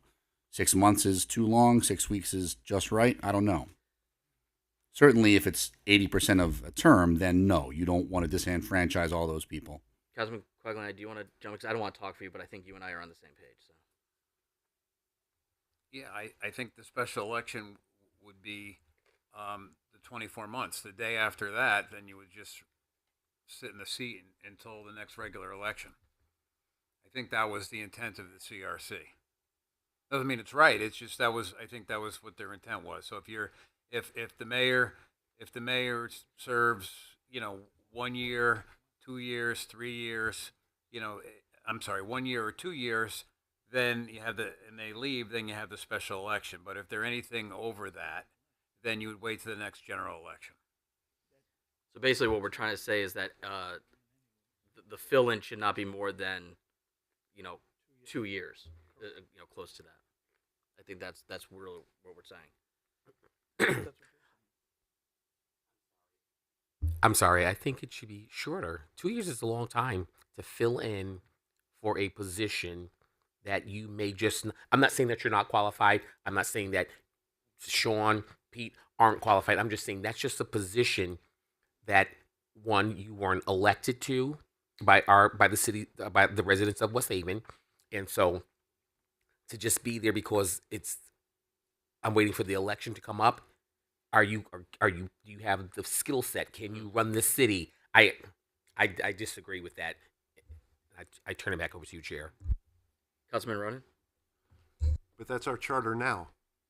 That's our charter now. If everyone was sworn in and God forbid the mayor had an illness or became infirm and couldn't go to the office, it goes to the chairperson, and it doesn't matter if it's going to be 2 years or 2 months.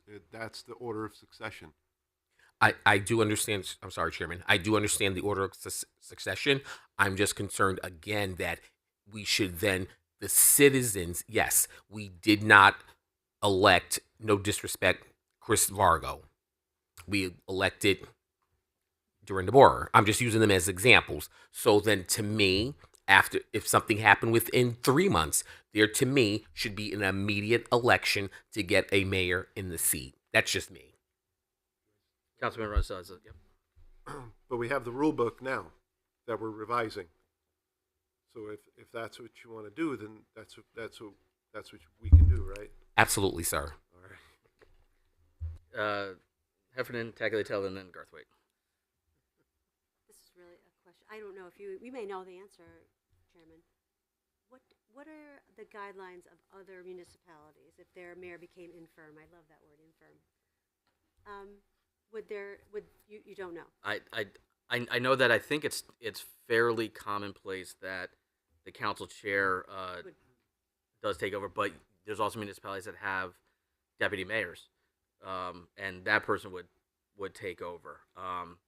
So I could see what Councilman McMillan is saying is that in practice, I guess what we could say is within 60 days there has to be a special election, regardless of when it is. But I think that we should probably cap that at, unless there's 6 months left on the term, because to me that would make no sense. But so we could craft something similar to that. But I'll put a pin in that. Councilman Tagliatella. Thank you, Chairman. I was going to agree with you and with Councilman Tucker and McMillan. Can we put in for an emergency special election? And I agree with the time frame, 60 days, unless the term is about to run out. But I think 2 years is an awfully long time to have somebody just sitting in that position. And again, no disrespect to anybody, but it's a long time to run the city, where you're really, you're not qualified for that actual position. So that's. Mr. Chair, can I answer the question that was asked? Sure. So other municipalities, some of them have Board of Selectmen. And so if the first selectman is no longer, then they'll elect another amongst themselves. The big municipalities, the largest cities, Bridgeport, Stamford, Hartford, New Haven, have the chair of the legislative body, who's also elected, serve in that role. Some of them have automatic mandated special elections. Some of them remain in that position until the next already scheduled election. So it runs the gambit. It's a mixed bag, yes. Councilman Garthwaite and then Councilman Beaton. I was going to say that I appreciate what Councilman McMillan said, also what Councilwoman Tagliatella stated. I worry that, well, first of all, can anyone tell me, has it ever happened that a mayor wasn't able to fulfill their duties? And it has happened in West Haven. And what happened, Councilman? I think the only one I remember is Mayor Boer 1, and the council. It was just for a very short time. The council chair, Joe Cullen, became the mayor, but I think it was less than a year, right? Yeah. Okay. Yeah, I think you're right. Yeah. Can you turn your mic on? I think it was less than a month. He had lost the general election, and he resigned to take a position at a private organization. And and you're Joe, right. Joe became the mayor for 6 weeks or so.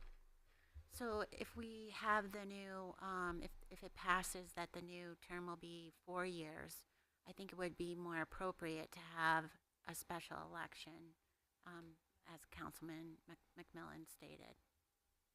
That's just my opinion. Councilman Beaton. I have to echo what Councilman Ronan said. I think we're putting the cart before the horse. We don't know that this is going to happen. So why are we changing something that we don't know is going to happen? I don't think we should even go there. Leave it how it is. This is how it's always been. 2-year terms, 2-year people. It's addressed. Because what happens if it doesn't pass and we've already changed something in here that I just think we have to wait, make it an ordinance or something, because we don't know if that's. I think we have the mindset that we're already in a 4-year situation, right? But we're not. We're still on a 4-year, 2-year mayoral term, 2-year council term. I don't think we can change anything until that happens first. Then we have to go back and make the appropriate changes. I don't think. I think that's what your point was, Councilman Ronan. Partway, yes. Suggestion, Mr. Chair? Please. When you craft your questions, Councilman Beaton brings up a good point. You could pair those two things together. Structurally, it's a very good point. If the executive role was not extended to a 4-year term, but this was a separate question and this was voted on, then the only reason you're really having this conversation is if there's a large long-term vacancy with a 4-year term. If there is no 4-year term, then this is less important, I think, to you, if I'm hearing what you're saying properly. So you could pair them together in the same referendum question. But conversely, if the 4-year term does pass and we don't make an adjustment here, this stays as is until there's another charter revision. Yes. And that's minimally 2 years. Yes.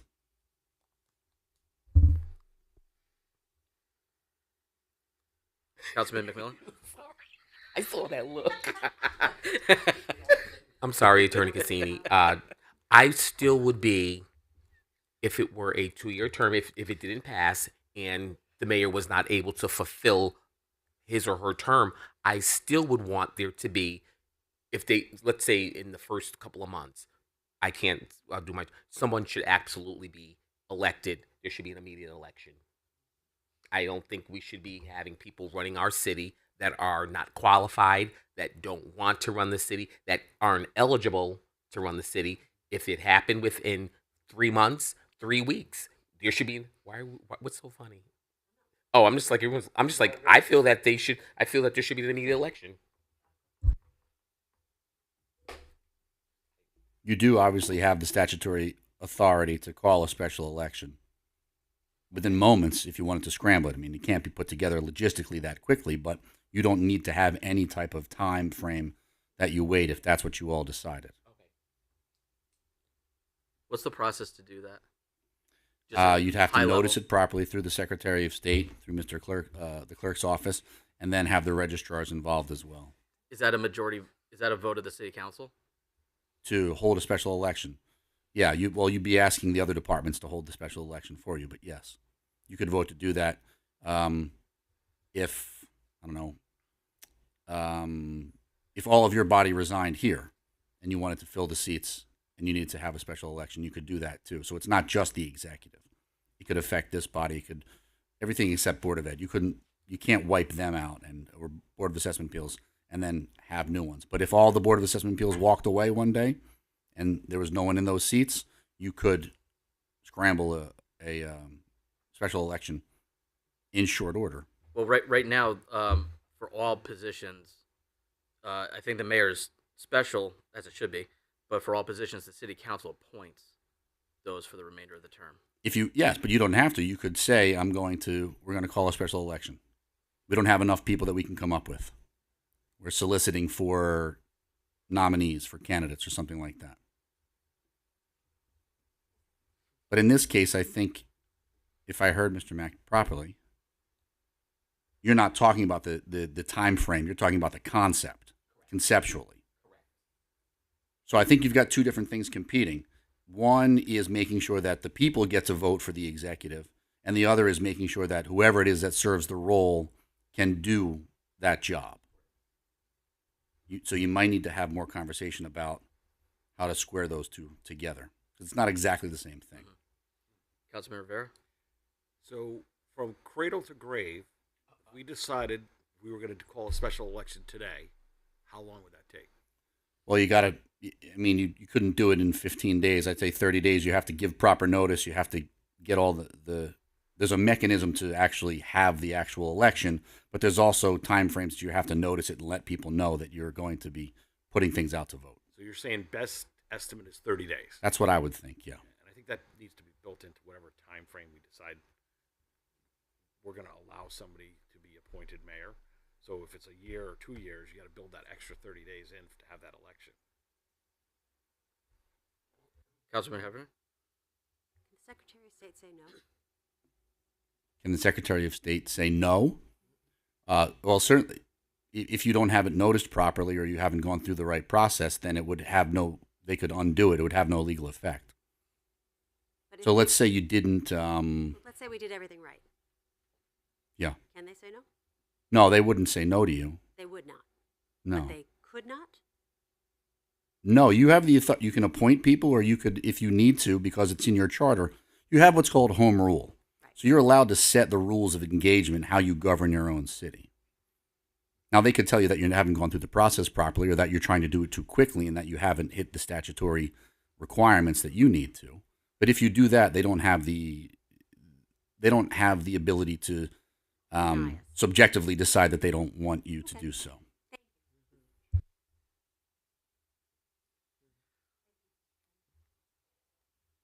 What if we said if there was a vacancy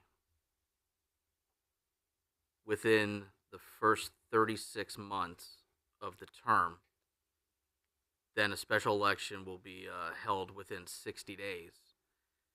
So at most, the the chair of the council or the other successor would only be in the seat for 12 months. Because otherwise, what we're asking the taxpayers to do is to pay for an election and then within 1 year pay for another election. I think we need to be cognizant of that. So I agree with Councilman McMillan that 2 years is a long time. I don't think that we should be asking the taxpayers to pay for an election with 8 months left or even maybe 1 year. So maybe the happy medium is within the first 36 months, we hold a special election. If it's after the 36th month, then it'll hold over to the next election. Whoever is the successor at that point. Does that make sense? Does that follow? Councilman Tucker? I think it's a good option. Just thinking about it, I mean, 3 years, if anything happens within that first 3 years, you have an election within 60 days. It's just like they were voted in. And if you know, you find there's an issue in the last year, then of course roll it over to the next election. I think it's a good plan. Sounds like a good idea to me.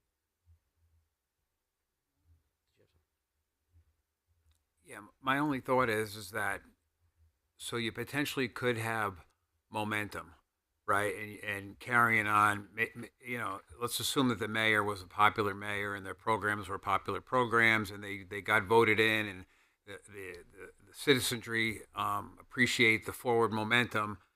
So if you have the council chair go into that role, you would think that would continue that momentum, as opposed if you have a special election, you may get someone else, right? That's not, and then you're going to have that period of time where they're going to have to get acquainted with the office and you're going to have a whole new person with a whole new set of priorities. Might not be a bad thing. It's just putting it out there. It's not, it's pretty succinct when you have the mayor leaves, the council chair takes over, right? It's not disruptive, if you will. It would be somewhat disruptive, I think, if you had a special election and someone from the outside came in and now changed those. I mean, you know, they could have different priorities. They could have, you know, they have to understand what the job is. And I think there's going to be a period of time that's going to be lost no matter what, right? If there's a new person that comes in and has to adjust to that role. That's my only point. Whether it's good or bad, it's just, I think, something to think about. Councilman Tucker? What about people that may also want that seat? So you got 30 days. Is it the people that ran against the mayor to begin with that come? Is it just the chair that runs? Like you know, you don't have time to set up a whole like election process, but historically, like what has been that process as it relates to the opponents of the person? You mean selecting who the candidates would be? That's more of a political decision. I think that would be your town. So if you force an election, it implies that there's more than one person on the ballot. And, Hopefully. Or not. You know? Didn't have one last time. True. But I don't know what that looks like, and that's why I'm asking the question, because if you trigger an election to happen in 60 days and, you know, the mayor just beat whoever it was, if there was another person that she ran against or he ran against, does that person come back and jump back on the ballot again? And does it turn out to be just the chair that's running? Like, what does that look like? And I don't know the answer, but I'm just... Well, I think if the answer is driven by your want to maintain enfranchisement, then it would probably be overreaching to select the people that are on the ballot. Yeah. Right? So then you'd probably want to throw it wide open to anybody who wants to fill the job. I think if the problem is that you don't have enough talented or qualified people to do the job, then maybe casting a wider net to attract more people could be it. You may get people that aren't qualified. I don't know. The problem with elections is that somebody gets voted in, and you have to live with that person, whomever it may be. Right. In a snap election like that, yeah, you may not get exactly what you're looking for. And that's kind of what you have now, which is like the devil you know versus the devil you don't. You know what I mean? Right now, it's hypothetical, By the but devil. it's not unknown, right? Right. You know who it would be, and the line of succession. Opening up to a vote, I don't think it would. I don't think you would want to start dictating, okay, and only the chairs of the commissions may run for, or only this or that. I don't think you would want to do that. Yeah, I don't think that's even a process that I would ever think of recommending. But I'm just curious about how it's been done. I know it's a tough night to be Chris tonight. No, but People but having a honestly, field day with it. you bring up an excellent point because there's processes to get onto the ballot. Mhm. You either need to be nominated by your respective town, party town committee, Right. or you need to petition. So, the question, I guess, and I don't know who would have this answer, whether that's Attorney Mednick or I don't know who has this answer because I don't think it's ever happened here. But what does that process look like? If we need to hold a special election for the mayor, Yeah, so you've got major town parties, and statewide there are minor parties as well, right? That may decide that they want to either put their own person up or throw their support behind someone. You would, if you weren't waiting for the next election, you were calling a special election. I think you would notify people, and maybe the parties would meet, take 2 weeks, 3 weeks to get names together, and then run a slate or run a person or I don't know.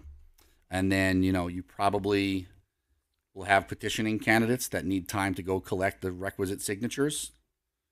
But I'm if your really- charter said 60 days, it's going to have to be in 60 days no matter what people can get, because you're going to have to send the information to the Secretary of State and get the ballots printed and everything. but I'm not convinced that might actually be true because even if we say 60 days, I don't know election laws like, probably most people.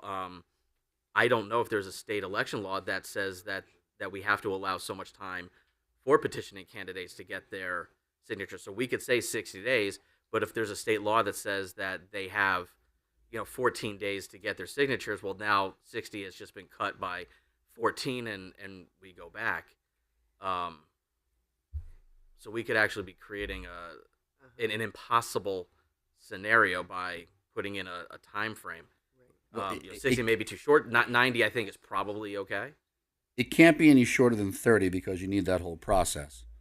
But towns do it in 45. Has it ever been done for mayor and they have like a full slate like it's a regular election? I don't know. Maybe yes, maybe no. You're already into kind of the unplanned. You're trying to plan for the event that you hope doesn't happen. Well, you would never have a full slate. I mean, if there's only one vacancy in the office of mayor, it's not like the rest of the... I'm just suggesting you might not even have a Republican and a Democrat that are Right. fully vetted that get nominated by the parties to run together. They may not get their own people in line in 10 days. Mhm. I don't know. Councilman Beaton? Mr. Chair, I just want to bring to your attention the comments by Attorney Mednick on this, on the right-hand corner. He kind of addresses it. Page 12.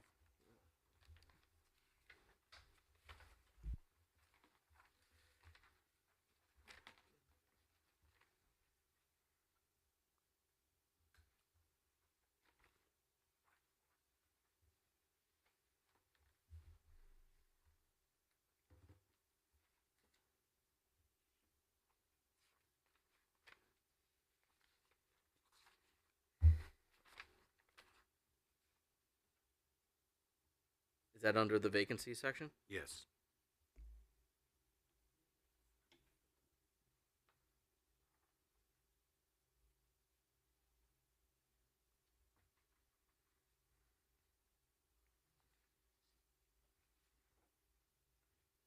I don't have that. I'm sorry. I think It's in Chairman the Beaton's margin, the speaking to comment. the comment in the In the box. Yeah. the Yeah, on the one you gave us? margin on footnote 41. This is what That does address it. It's Attorney addressed. Mednick says. The chair has raised the following questions. Confirm a midterm election is only for 2 years. What happens if city council moves to 4 years? Attorney Mednick states, The provision would work in either scenario. If the chair is acting mayor during a 2-year cycle, the chair would resume his or her role in the council upon the election of the mayor for the remainder of the 2-year term. It would work the same way for the 3rd or 4th year of a 4-year term. We might consider an amendment establishing a time threshold so that there would be no special election if the vacancy occurs along a timeline that would not allow for scheduling the election at the next biennial election. So that's kind of what we were just batting around, that if it happened within the first 36 months, it would trigger a special election. But if it was in 1 day after the 36th month, it would wait until the next regular election. And you can set that line wherever you feel appropriate. I mean, at one point it will be, one extra day it would have been one thing versus another thing. I don't know if you'll ever get it exactly right. Yep. Okay, so we've been batting around. If there's a vacancy within the first 36 months, there's a special election. If it's after the 36th month, then it goes to the next general election. So the fill-in would only be for 1 year. And a special election, 60 days, Attorney Cassini, practically that's doable. Some towns do 45. Some towns don't have 56,000 people that do 45. But yeah, Okay. it's doable. And then practically what it would require is the respective town committees to convene, offer up nominations, and then there would have to be a period of time that allow petitioning candidates, and then the ballots would be printed, then we would have an election. So it would be a lot of work in a very short amount of time, but it is what it is. Yes, it is. It certainly is what it is. Okay. It's been done. Again, you're planning for something that you hope never occurs, but it has been done. You can do it 45, 60. Some towns have 90, 120. Yep. Councilman Rivera? So if you set it to 34 months, that'll allow the 60 days for the election. If you do it at 36 and it happens in the 36th month, you're going to be having a special election for 10 months. Just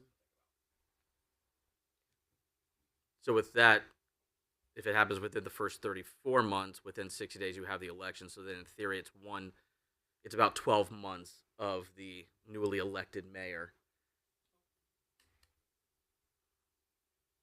Seems reasonable. I mean, I think gets everybody where we want to be. Everybody, on the record, please. Hey, Pete's right too. All right, somebody want to make a motion? What did we say? I forgot. I move that if there's a vacancy in the mayoral seat, that there is an election held within the first 36 months of that 34 months of that vacancy, or else that last several months, it would roll over to the next election.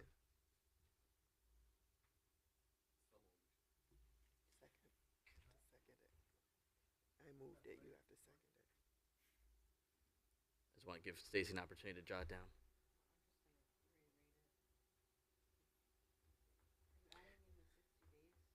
Go on the record. Go on the record. So I just want to be clear because I was jotting down some notes from what the discussion was. I have, if a vacancy in the mayoral seat happens within the first 34 months of the mayor's term, a special election will be held. Are we adding in within 60 days of the vacancy? Yes, so. within 60 days of the vacancy. Okay. And if after the 34th month, it will hold over until the next regular election. Correct. So And the that change was- from 36 to 34 is to build in that 60-day election cycle. Correct. And then after which, if it happened in 34 months and a week, then your succession plan would take effect? Yes. Okay. And may I also add, as long as the mayor's term is a 4-year term.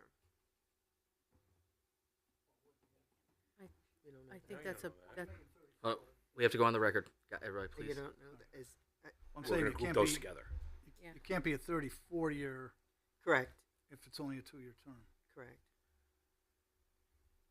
But if we make that language part of Contingent upon the question mayor's that term answers it. becoming So, a 4-year term. You're absolutely right, but I think that part is more appropriate for the question on the ballot than in the charter itself, because the charter would presume the 4 That it's years. 4 years. Yeah, but I think we will have that talk in August. But I think you're right.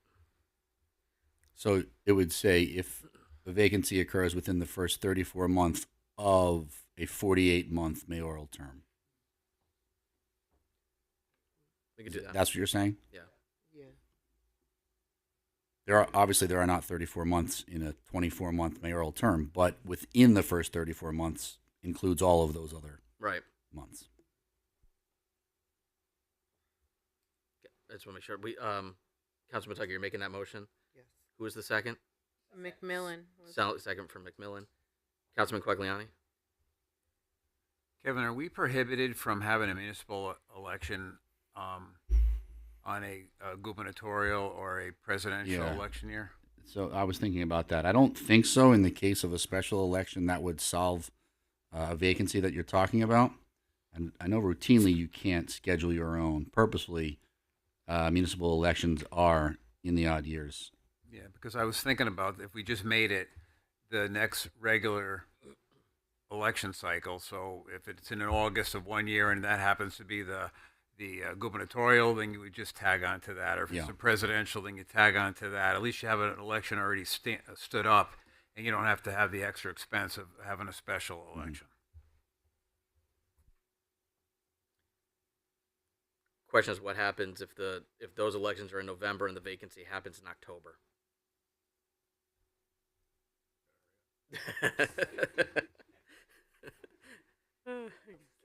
Get off the pot.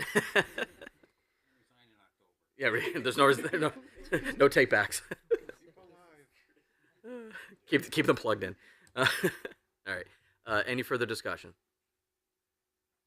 All in favor? Aye. Any opposed? Any abstentions? Motion carries. Next item on this section is in subpart 2.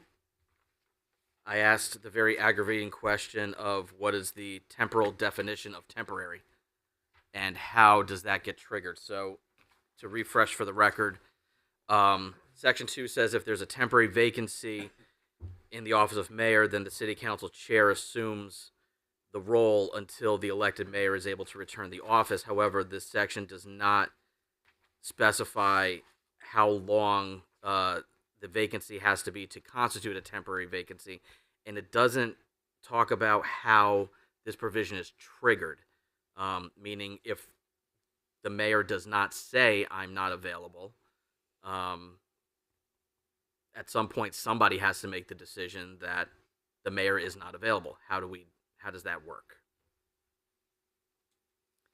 Attorney Cassini, did you have an opportunity to look at that? Yeah, again, home rule carries the day here, so you can make it what you want, but I want to draw your attention to where it points out about the compensation that would be given. Your charter already suggests that in any event, if the chair is required to hold such office for more than 48 continuous hours, the chair will then receive the same compensation as the mayor. So we had been discussing about, well, does that 48 hours help us understand the duration of the vacancy? And I just want to make sure that we said, for the record, for the YouTube, that 48 hours is about the time after which the vacancy has occurred, about service when the vacancy has been filled. So the short answer there is no, it doesn't help us determine. The beauty of home rule is also the curse. You have to figure out what it means for you. What is a temporary vacancy such that it needs to be filled versus it can be dealt with? Can you endure 20 minutes of temporary vacancy? Probably. 24 hours? I don't know. And then I think more important, your question was, who gets to make the determination? If the mayor puts his or her hand in the air and says, hey, I can't do this, I need to go, whatever. I'm going to be inoculated. I'm going to be intubated. I'm going to be put under because I'm having all my molars taken out. Somebody has to be mayor while I'm under, right? That's what happens with the presidency. Okay, fine. That's a self-identified vacancy, temporary. The question is all the things that aren't here and that aren't so cut and dry, and that's what, unfortunately, that's the home rule responsibility, is to figure all those things out. Do you have any guidance for us of perhaps either what other municipalities does or what would be? Well, the first thing I ask is, has it happened before?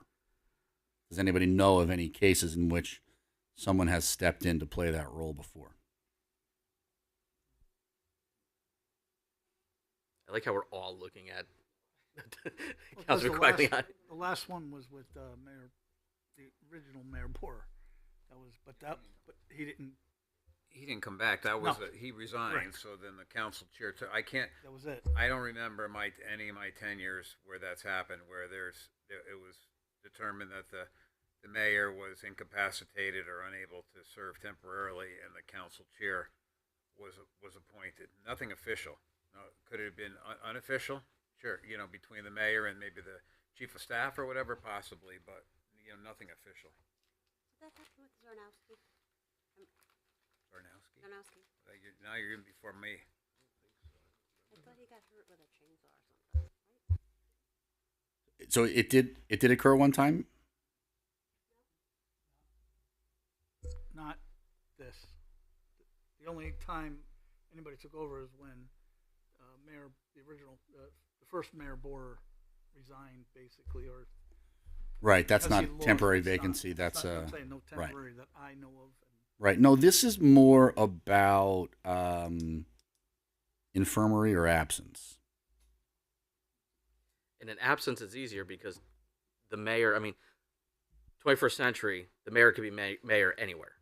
As long as you're reachable telephonically, through email or WhatsApp or whatever the case might be, the mayor could be mayor and fulfill that role. So I look at it as two separate things. One is the mayor is aware that he or she is unable to fulfill the job functions for a certain amount of time, and they say, I'm going to be in Australia for vacation for a week. I'm 12 hours, 14 hours ahead. It's impractical for me to be mayor during that week. That's a temporary vacancy. Or, passes out and is unconscious for a day or two. That's a temporary vacancy. I think those are a little bit more obvious. It's the not inobvious or non-obvious situations that I'm more concerned about. Of the mayor can't be reached for 6 hours, for 10 hours, for 12 hours. Don't know where he or she is. They're traveling, and they didn't check in when they were supposed to be landing or something. They don't know where they are. That could be a temporary vacancy. A sudden illness, but there's no prognosis of when he or she will be, conscious again or able to be mayor, or just hospitalized, even though that they're awake, may not be able to perform the functions. These are the things that I'm thinking about, that there's got to be a triggering event, timing wise and also process wise, of how that happens. And I'll be honest, I don't know what the answer is. And I was hoping for some guidance from somebody, Councilman Tucker. Well, it sounded like you just ran down a whole list of things that reasonably could trigger that event. And Yeah. I think that the silence in the language probably implies the judgment of the council to kind of trigger an event like that. Is Right, it so the council? I I think would that's imagine if you're the chair and that's how you ascend into that position, because above you, who is the person that would be responsible to yes or no your ascension into that seat? It would be the mayor, and if the mayor's not there, then who would be the person that would? It would be this body, unless I'm wrong, and I defer to council. Well, the language now is both. It's if the mayor elects to have, I don't know, let's use dental surgery because they put you under. Then they notify the body. I'm not going to be available. I'm going to be out literally under for whatever, 36 hours. So please assume my duties. Okay. That's an easy one to deal with. What you're asking about really is, what if it's not planned and it's not scheduled and it's not preempted with, and this is what the plan will be, because then you don't need a process to take over. The process is, okay, at such and such a time until such and such a date, the mayor is unavailable. Vacancy, it's the word used, but the office is not vacant. It's just that the duties are not being fulfilled, and so the duties need to be fulfilled, whether it's illness or injury, it's travel, it's whatever unavailability it may be. So you've all selected your chair, and you've all been voted in to do that. That's part of the things that you're all voted in to do. So you're empowered to make that decision. But then what happens, I think the question is, what happens if it's apparent to some people that there is this temporary vacancy, but maybe not to the mayor? Maybe the mayor himself, herself, has not said, hey, by the way, I'm having dental surgery, I'll be out. But instead, it's like, where's the mayor been? Where is he now? Or why can't we reach him? Or we needed him for this, that, or the other thing. At what point do you trigger it? Because you're not given heads up notice. And I don't know that you're going to get an answer, a good answer on how many hours, days, whatever it needs to be. Again, just like we were talking about special elections, at some point the number is obvious. If the mayor's been gone for 6 weeks, somebody needs to be mayor, right? But if you just can't get a hold of the mayor for a day, well, I don't know. I don't know where it is. And that's, like I said, that's the gift and the burden of home rule. Would 24 hours be too long of not knowing, if the mayor not being able to be the mayor? Everybody has an answer. Yeah. You popped up pretty quick, so I'll... I would say at least 72 hours, because you have a Saturday and Sunday, and maybe the person's away for the weekend. Emergency could come up. That's why we have department heads also, right? Mm-hmm. So not everything occurs in the vacuum and everything goes through the mayor. If there's a sinkhole at Campbell in Maine, Phil's going to get the call. There's an order there. He's going to notify the mayor, but there's an order there where everything's going to work. Right. And the mayor's not the one that says, "Hey, we need to fill that sinkhole." It's the director of public works that's gonna step in, and you understand the flow of work. Mm-hmm. We don't need the mayor for every decision that happens around here. So what would be your recommendation? 72 I hours? would say 72 hours.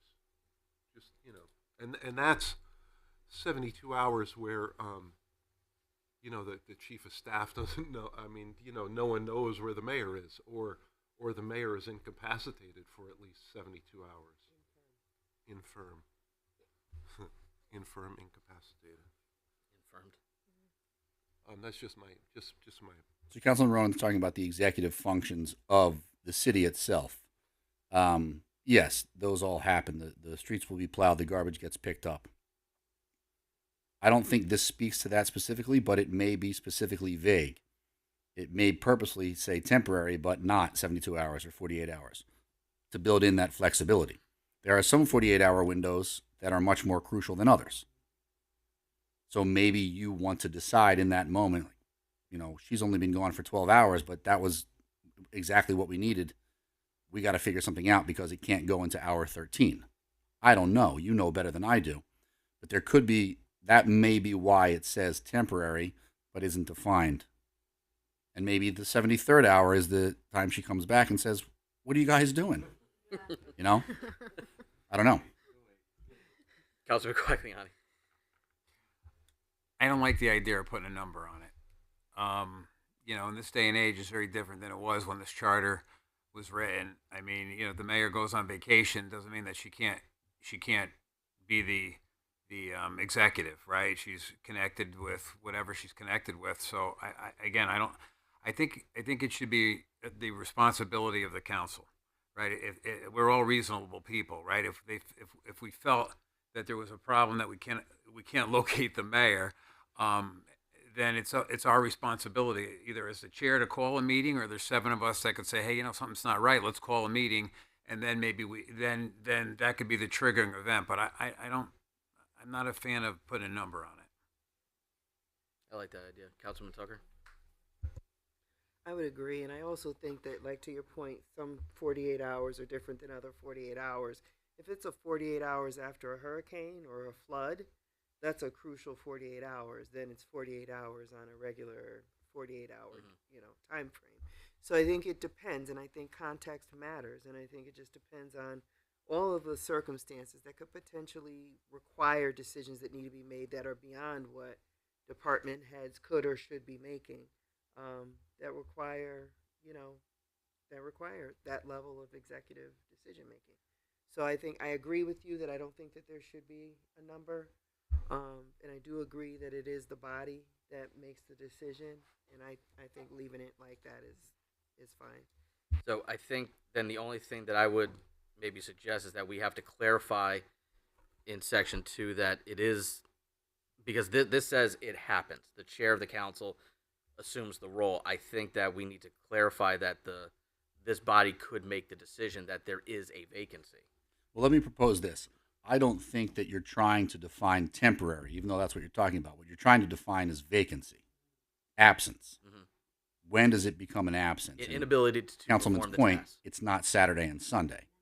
But yeah, the inability to pull off what needs to be done, I think, is where the vacancy comes in. Temporary because it's going to be filled, but the vacancy is the problem, I think, not how long is the vacancy. Mhm. I don't know the best practices on how to define that. I think that, again, I think that's why home rule carries the weight here, because each municipality will know better what things need to be done or what things haven't been done that now have made it apparent to this body that there is a vacancy. So I guess maybe what we have to have is a little bit of trust and faith in the administration. Whereas the 13 of us may not know, we may not be informed that, God forbid, the mayor, had an automobile accident and is unconscious for a day or two. Heaven forbid. We may not be told immediately. So we have to have faith that somebody in City Hall is going to notify the chair of council or a council member or something that, hey, this situation happened. And at that point, it triggers the process. The process is a meeting of the city council is called. The city council then decides whether or not we need to invoke this section of the charter. Is what I'm leaning towards at the moment. Is that kind of what you were saying, Terry? I think so, and if I'm hearing what everybody else is saying, that could be an outgrowth from functions not being executed or the work not getting done, rather than a certain amount of time having passed. Right. So, going along with that thought process, is subpart 2 worded sufficiently to accomplish that, or do you think that there should be some clarifying language that the city council will hold a special meeting and vote? Sure, and you could even have it done by supermajority or something like that if there were concerns about political machinery taking over. I think I would stay away from listing the things that don't happen to trigger. One, when we start listing things statutorily, you're inevitably going to leave one thing out, and then someone will say, well, you listed all these other things, but not this, so you must have purposely done so. But two, I think that it's open to interpretation because it needs to be interpreted in the moment. And I think if you start prescribing it too specifically, then you're taking away the functionality and the power that it gives this body to be able to determine that the vacancy needs to be filled with an executive of some kind. So maybe the answer is that we just leave it as is and we just have faith that people are going to do the right thing. As your attorney, I don't know if I would do that. We are cracking open the document. You're spending time with it. This is a chance to put some more refinement into it. I'm just suggesting maybe don't be super specific about it. So honestly, my preference is we don't define the vacancy. We leave that up to either being notified or, for lack of a better word, our own individual intuition on this council, on the council. I think that what we need is the process to be in here. And whereas if the mayor does not specifically say I'm going to be absent, chair of the council, you're assuming the role. I think that the process should be in here, and that process should be a special meeting is called, and I like the idea of a 9-person vote, to invoke this section. It gives some insulation there.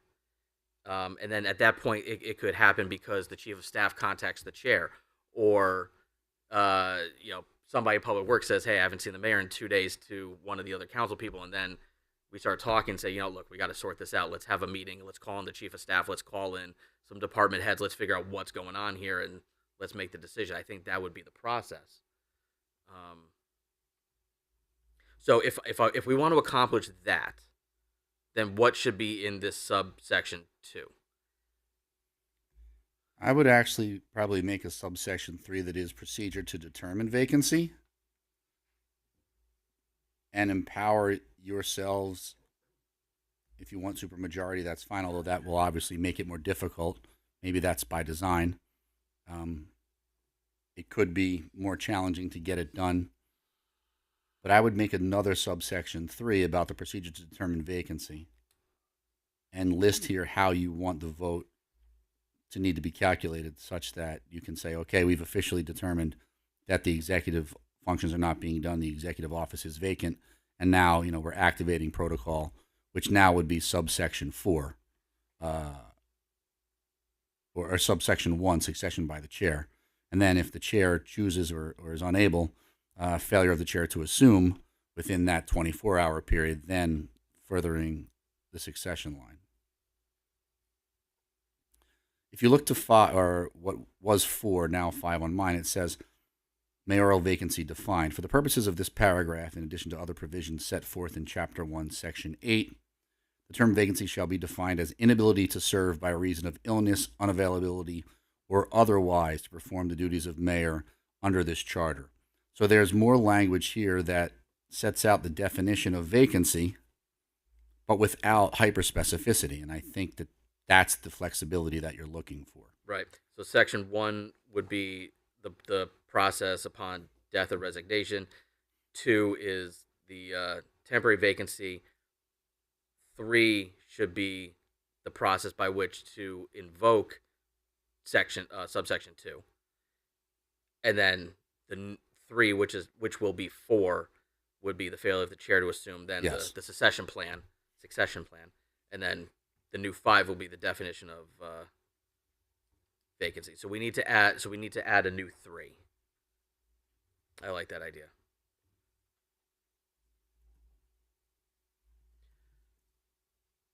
Is this one of those that we should word it specifically or conceptually?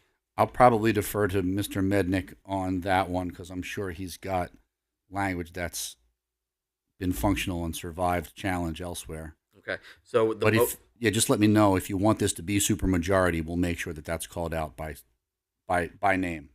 Okay. Let's go around the table. So I think that we've all kind of settled and agree on the process. Now the question is do we want a simple or supermajority vote to invoke that section? I'll just go around the table. Just let me know what you think. I'll start with Councilwoman Tagliatella. I need everybody on the record. Simple. Simple. Councilman Heffernan. Simple. On your. Oh, sorry. I think simple and straightforward is best. Councilman Ronan. Super. Rivera. Super. Garthwaite. I think supermajority. Quagliani. You have 9 supermajority. Beaton. Simple because it's temporary. Tucker. I'll say simple. This is not easy. McMillan. Supermajority. Donovan. So that's all we're voting on, the super, not. No, we're not whether we- voting. I'm just taking a whether straw we wanna poll. Just keep it without changing anything. I'm just taking a straw poll right now on super If we- versus If we do end up changing it, I would say make it a super. super.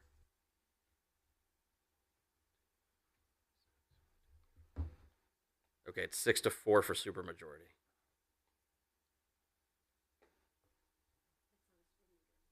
Okay, so then the motion, as I understand it, would be to create a new section 3 that details, that outlines the process in which the city council invokes the temporary vacancy provision by a vote of 9. So you can see, is that accurate of how? You can define supermajority however you'd like. I think you're talking about 2/3. Yeah, 2/3. So I'll just write 2/3 majority. Okay. I think we spelled that out to 9 everywhere else. Okay. Because it is 9. Do I have that motion? Let's just get a motion first. Anybody want to make a motion? Motion from Councilman Cogliani, second. Second from McMillan. Discussion? Is that supermajority 9 of the people present at the time of the vote, or is it You need 9.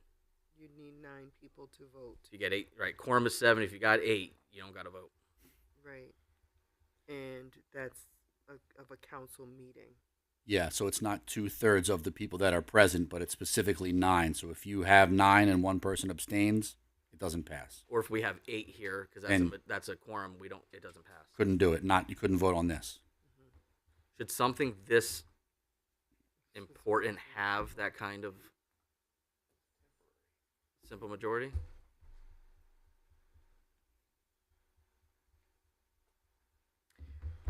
Councilman Heffernan? It would be a special meeting, correct? Mhm. So it wouldn't be something scheduled, so it could possibly be that we may not have it, may not even have 13 present, so, I mean, I realize it would be a very important thing, but, some schedules are not able to be changed. Councilman Tucker? And I agree. And the reason why, I mean, something as significant as this, you would think you would want to have a supermajority, but imagine the potential for the circumstances that would require such a thing. It could be a disaster is going on and something happened, something catastrophic has happened. It may be people, I just want to be careful that we wouldn't hamstring ourselves into a situation where you're trying to, be so, strong about a temporary, situation that's going to change again, that you don't allow yourself to move forward at all. All right, Councilman Cogliani, do you want to amend the motion to just have an affirmative vote of the city council? No, I mean, the council and the executive relationship hasn't always been like it is now.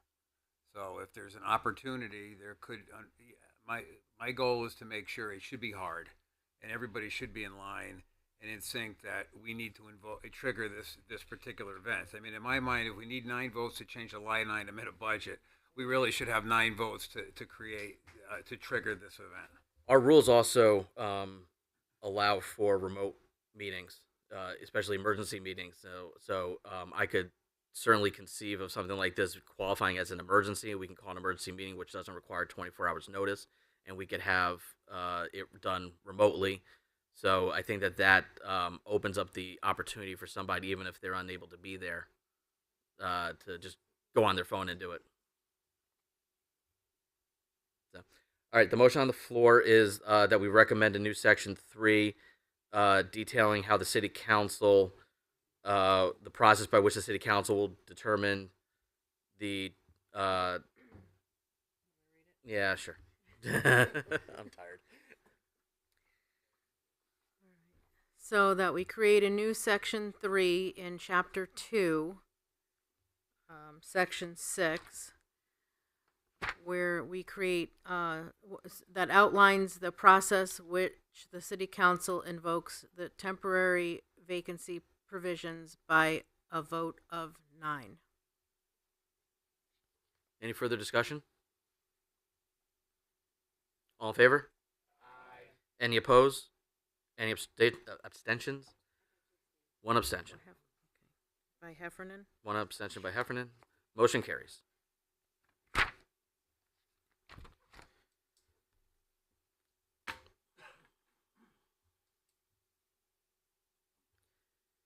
Directing your attention to chapter 3, section 3, B as in boy 1.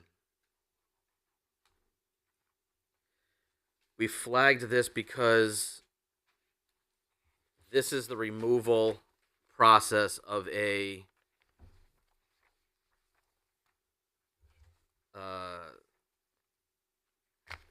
it's unclear what this is a removal process for. This is we believed that this was a non-union employee, but the way it's written is unfortunately a little confusing. That it uses the words official, and that has a definition. It could be an elected official, an appointed official, an employee, board or commission member. And those are all treated differently elsewhere. So we held this because we wanted to clarify what this provision actually is supposed to do. And Councilman Quagley and I brought up a point that there may not even be an employee that falls under this description, although we may have just created one with the treasurer, but we created a removal process for that position. So I think the discussion is this section necessary? And if it is, then we really need to clarify it as to the type of individual that this would be applicable to. Mr. Cassini, did you have anything addition to that? Yeah, we're starting with the list of positions that this would not apply to, leaving aside treasurer because that's dealt with specifically. Union members and classified employees, civil service employees, not firefighters, not police. Nobody who's elected can be removed by the mayor. So you're left with department heads that are appointed, commissioners that are appointed, I suppose, mayoral aides, non-executive function in that office. And so the questions that I had for you, and this might bring to light who this covers, if anyone. The position of COO that we talked about last time, and who I know who's effectively doing that job now, but what is that position meant to be, and whose authority? I think it's the executive authority to appoint and remove. The tax manager / tax collector. That's the one that I wanted to unpack a little bit more. I wasn't sure when we left last time if the proposals that have been made to address tax collector meant that there still will be two separate roles as manager and collector. Right now, the person who's in the position that does what would historically be considered the functions of collector is called tax manager. That person, that spot is a union spot. So that's covered by a CBA. But that is a department head carrying management and executive functions at the top of that department. If that role is changed to collector and that's the appointed position, does it remain union? I don't know. You tell me. If it does, then it cannot be part of who this would apply to.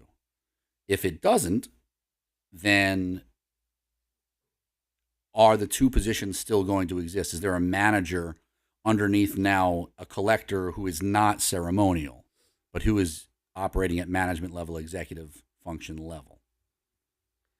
So to me, it would make no sense to take an elected position of the collector with a modest stipend and turn it into an appointed position with, at the moment, an unknown salary and unknown job description, and keep the manager. I think that, in my mind, the only thing that truly makes sense is to turn the manager into the collector. However, we do that. I don't know the effect of that being a union position, and if we go down that road, what happens? Will the union take issue with that, and how we address that? I don't know. That's our concern. Well, it's not unheard of for there to be appointed by the executive members of the union. In other municipalities around here, the attorneys who work in New Haven are appointed directly by the mayor, approved by their legislative body, the Board of Alders, but are members of a union. So it's not that one precludes the other, but I'm just trying to think of functionality both of that office and of the two roles existing under this portion of the charter. I think I know Councilman Quaglia wants to speak, but I just want to say what's in my head, and I mean this with no disrespect to Mr. Murillo, but I think historically the position of tax collector is ceremonial. There's not a lot of actual practical job functions that are done that either are not or could not be done by the tax manager. I just think that the town's always had a tax collector, and then that at some point the responsibility kind of diverged away from the elected position and said, look, we need somebody that actually knows tax laws, collection rates, the processes, the things of that nature. So we want somebody that's professionally trained, educated, experienced in that role to do those functions to maximize our tax recovery. That's just how I think the conversation probably was had way back when. Makes all the sense in the world. And we're at now the point where it doesn't make sense to have a ceremonial spot for somebody that just does not have a lot of actual real responsibilities. Having a stipend, let's just kind of merge them together. To me, that I hope was the thought process, because to me that makes sense. Councilman Quaglia, please fill in whatever I missed.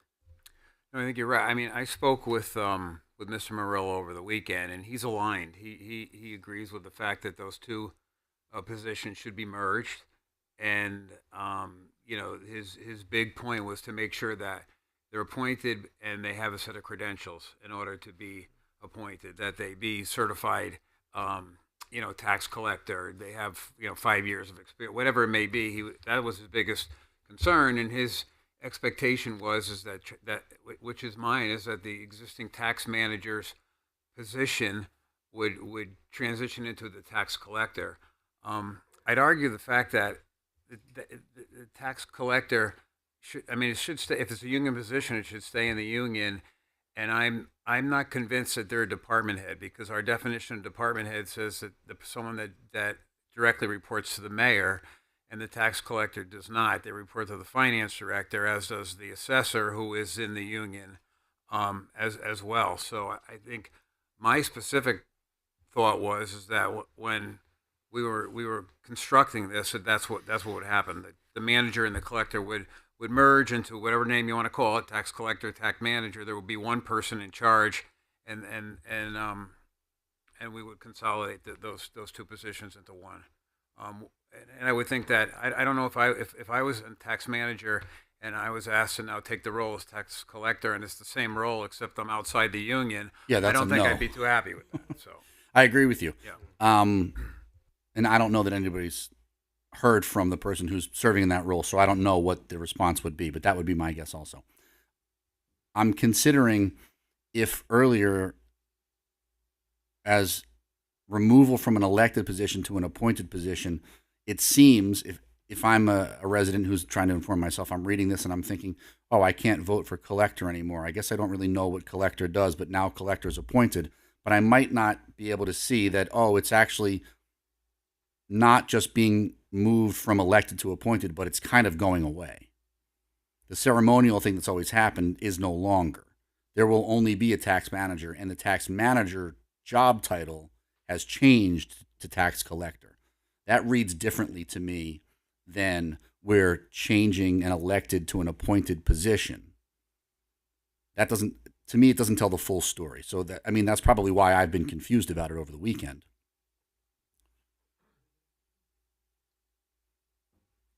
Councilman Roden? So when when the city changed back to we're calling it ceremonial, right? Treasurer and tax collector, they did it at the same time, and there was argument back then because the tax collector was a full-time job back then, and it was going from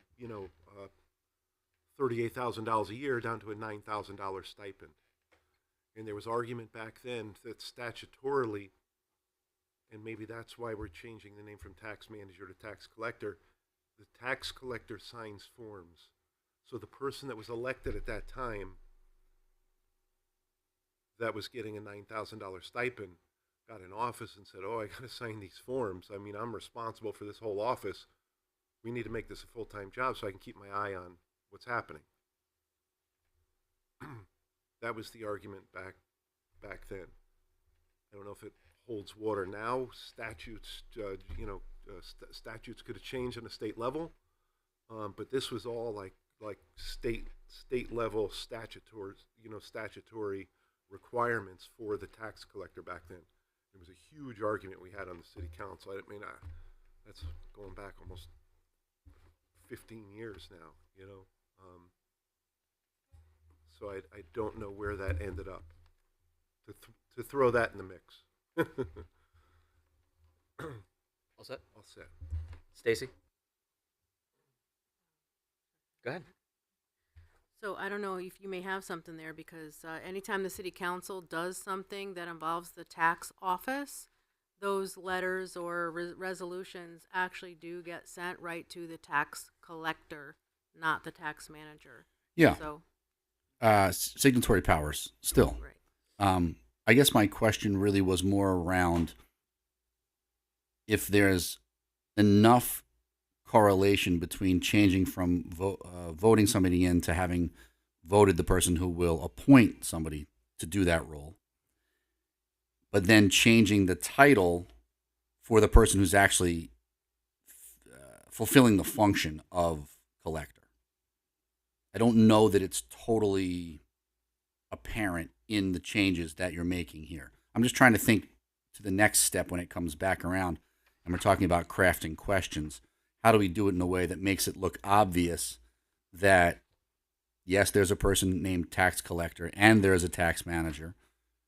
The tax manager is the one that comes to work 35 hours a week and does the job. We're now going to call that person the tax collector, but that person has already been hired/appointed by the mayor anyway. So there may actually be less change around the people who are responsible for the functionality of the office.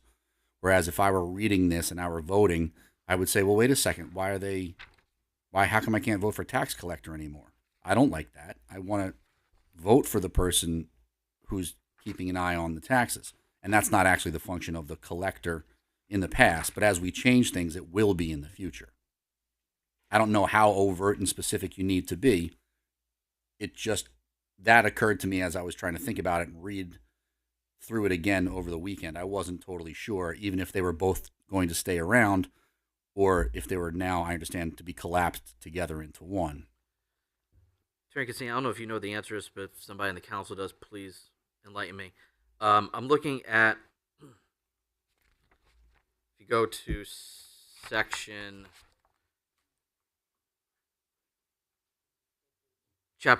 chapter 7, section 3,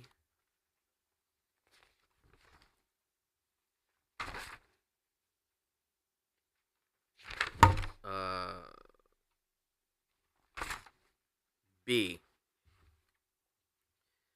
So the tax collector / the division of tax collection is under the finance department. Subpoint 1, tax collector shall be appointed by the mayor and serve at the mayor's pleasure. Compensation is determined by the city council, but they have the duties of appointing employees to collect the taxes. They're the custodian of the books and records and the suspense books.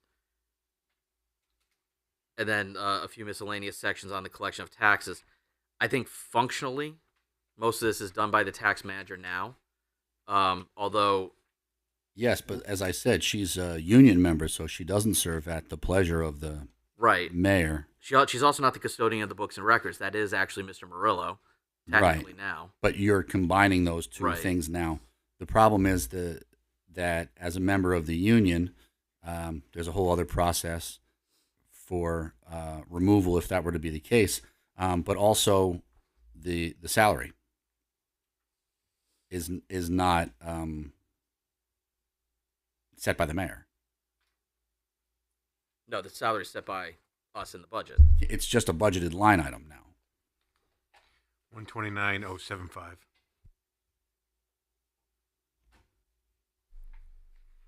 Is she under contract? No, she's an employee. She's employed. So I think if you are, I see footnote 223, duties of the tax collector. I think if we're getting into renaming it and collapsing it, I think you want to be more overt about the combination of the two positions, or at least of the functions of the two positions. And you're retaining a title, but you're retaining the title of the position that had been elected rather than the position that has been hired, appointed or hired. Would that be appropriate in a footnote? Meaning that we could add a footnote that says the tax collector, just we'll make this sound better, but basically the tax collector and the tax manager have merged into a single position. Well, like I was talking to Councilmember Tucker earlier about, I think it may be appropriate. I understand that statutorily and constructively we need to have these these phrases in here and these defined terms in here. It may serve the purpose of informing people to have a narrative block in footnote that says, prior to this, tax collector had been whatever. Everything that Councilman Ronan just said. Mm-hmm. Going forward from this date forward, tax manager and tax collector have been, I don't know how you want to do it, but in a way that lets people read it quickly and understand what's happened and realize that you haven't taken away anything that I don't know if everybody is aware that it's just a ceremonial thing and voting for tax collector doesn't really matter because it doesn't really do anything. I don't know. In other towns, of course, that's not the case. You vote for your tax collector, and your tax collector is the person who's told you that they're going to, keep your taxes down or make best use of your money or whatever it may be. And so I think you just want to be really, really clear about all the things that have happened in that office, budget-wise and charter-wise, so people know exactly what they're choosing, what they're voting for or against.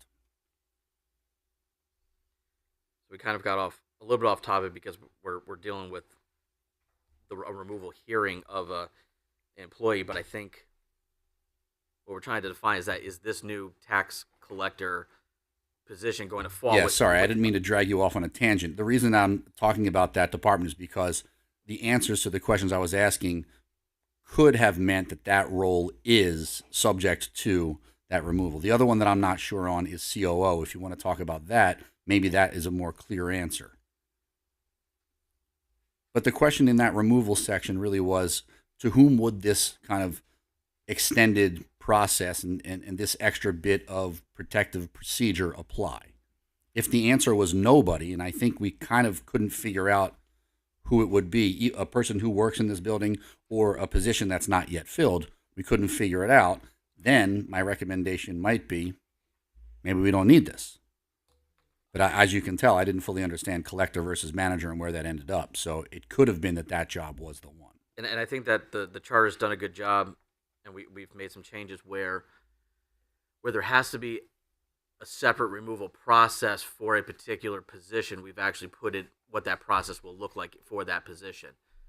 This seems to me to be a catch-all for a class of positions that does not exist, is how I'm reading this. Anybody have a comment to that, Councilman Donovan? Yeah. Has anybody talked to the mayor about what her vision on this whole thing was? Because my understanding was getting rid of the elected tax collector, making the manager just a name change to tax collector, since at this point, I guess, supposedly she's doing everything anyways, for the most part. And everything stays the same except the name change. I could be wrong, but I thought it was something simple as that. But again, I could be wrong.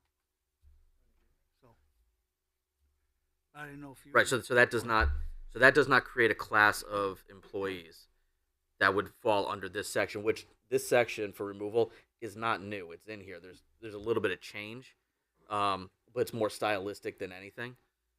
So this removal provision is from the current charter, and I think that's what we're trying to decide. Does this apply to anybody? Councilman Ronan? It may not apply to anyone now, but we're looking in the future also. right? So what harm would there be to keep a provision in there that may not apply to anyone, may have applied to people in the past? Excuse me. And now it doesn't. And in the future, there may be a half a dozen or 10 positions that it may apply to. So I don't think it's muddying the waters, keeping a provision in there that's not applicable right now.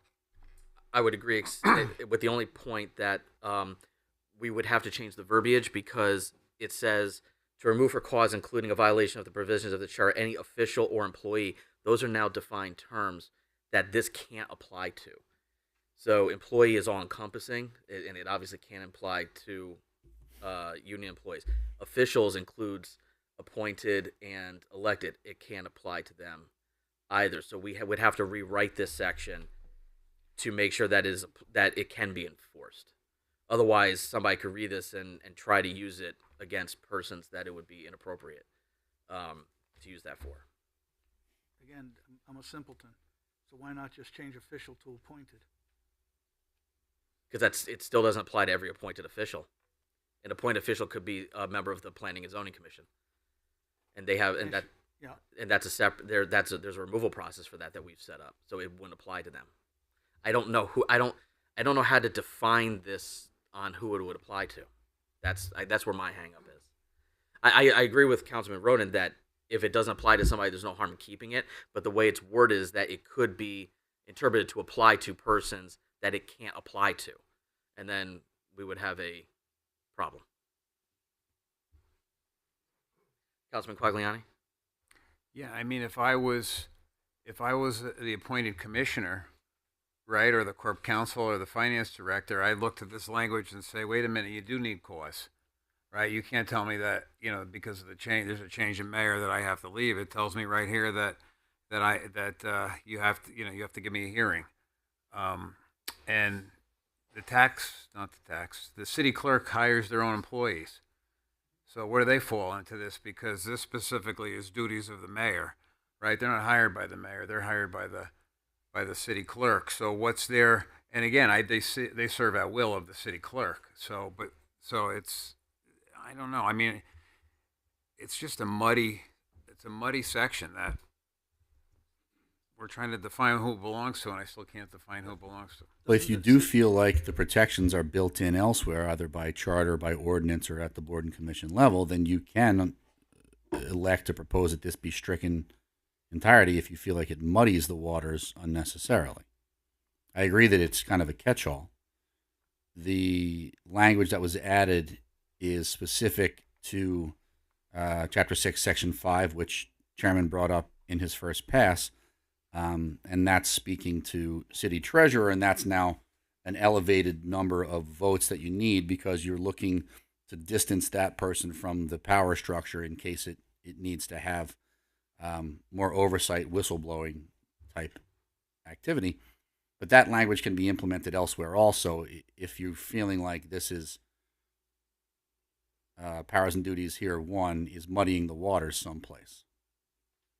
Of course, we don't know why it was put in because none of us were around when it was first put in, but somebody thought that there needed to be the ability to have these officials and employees removed, but only with this hearing process. I would not think it applies to my office, for instance, because I understand in the contract that I signed the contract to serve at the pleasure and the will of the executive. But somebody else might see differently. Or just a disgruntled employee that wants to make it more difficult to lose their job just may say, I invoke my right to a hearing or something, and then... Well, I do think it's specific to appointments, not just hirees, and it carves out CBA employees. But yeah, this could have a much larger effect than you have been able to put your finger on if people want to read something into it to say this applies to me. The new mayor can't get rid of me because of subsection B, part 1. Councilman Tucker? We will get a chance to talk to the committee that that created this, but in advance of that, because I think we have until Wednesday, is there any idea of what they meant by this, or can we get a sense of that in advance of the meeting with them? This is in the current charter, so all they did was some cleanup language that didn't change the function of it. So Or did it? no, it didn't. Didn't. No. If you look at the red line, it's more stylistic changes. It doesn't change what the section does. So I think this addressed a situation that may have existed when it was drafted. It doesn't. I don't see how it applies now. And they did not change anything that functionally changes what this does. Okay, so it's not worth it to ask them in advance of Wednesday what they were intending. What they actually did was capitalize, for instance, the term official, the term employee. They capitalized that because they're now defined terms. So all they did was just make it kind of synergize with the definitions. They didn't change what it is supposed to do. Okay. So I'm not sure that they went down that road. Okay, and we don't want to ask just in case. I'm happy to send it. I'm happy to ask, but Councilman Qui-Gon is shaking his head that he does. You don't recall this being discussed in depth? No, I don't even think they looked at. I think the stylistic changes were from one of the attorneys. Oh, okay. Okay. That's right. So then, again, Get rid of it? I mean, if it doesn't apply? Does anybody want to make a motion?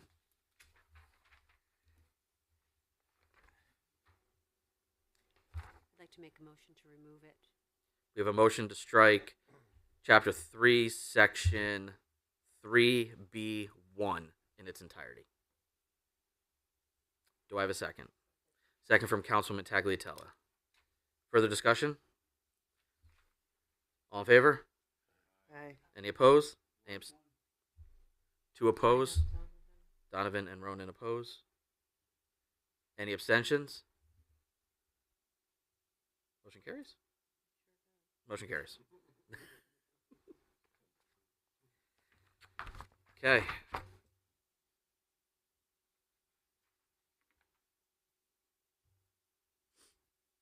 On the very next page, section 5, subsection 5, I had brought up the question. So the section says, the subpart says, to sign all bonds, deeds, and all written instruments and documents of the city, including those authorized by the city council or any officer or board or commission of the city, in accordance with authority conferred in this charter. My question was the specific words, or any officer or board or commission of the city. Is there another body within municipal government that can authorize the mayor to sign any such documents?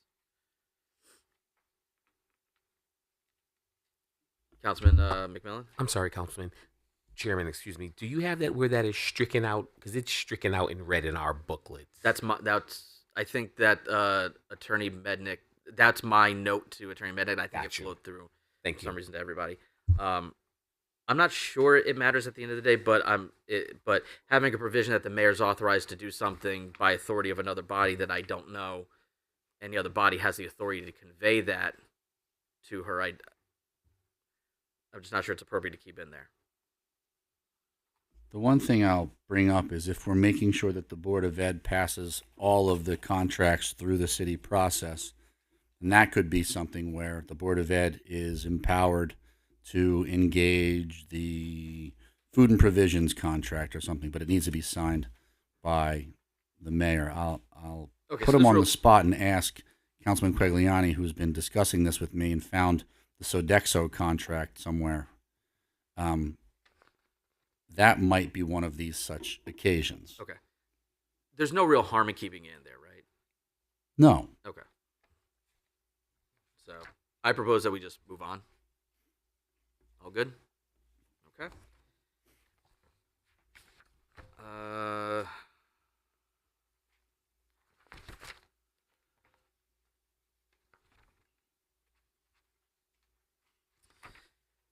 Direct your attention to Chapter 6, Appointed Boards and Commissions.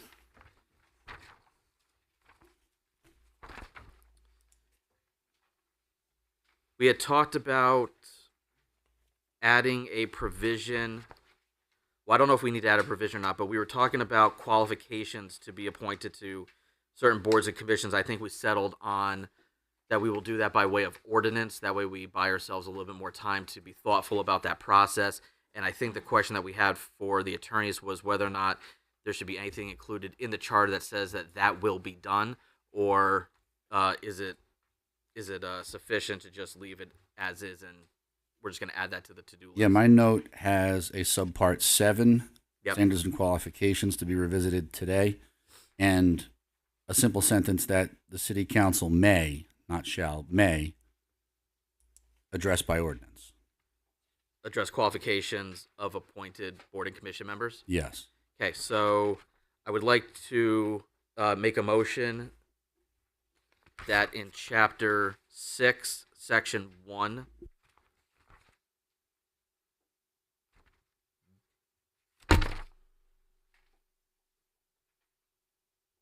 is it Section 1B? Because the indenting is a little off, but I think it's Section 1B.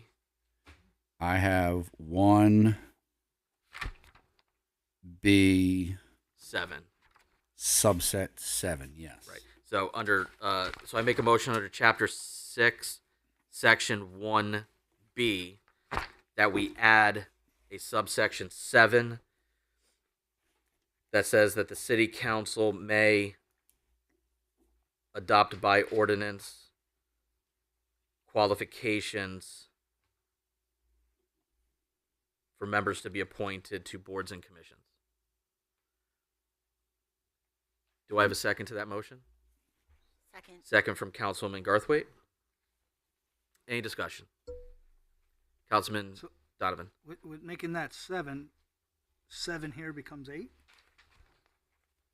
There is no 7.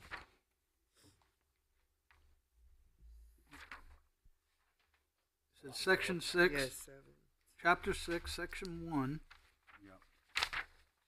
6, section 1. I got 7 here. And the problem is we have a few different versions of this document. This is the one I just got out of. This is the one I just got out of my. So we would insert 7, and if you have a 7 there, that bumps 7 down to 8. But read the heading of your, Councilman Donovan, the heading next to your 7. Required provisions applicable to all boards and commissions. So the discussion is, if you want to take up via ordinance each individual board and commission and set them. Remember, we had the conversation about those that require expertise, but elector status is less important. Or do you want to have a base level that sets the floor for what all of them should be, which could be elector if you so saw fit? I think what you can't do is have the boards and commissions define it on their own without at least reporting back. But the reason that I suggest that subpart 7 says may rather than shall means you could leave it up to the boards and commissions that are doing it perfectly fine, so that you don't have to pass an ordinance for every single one of them.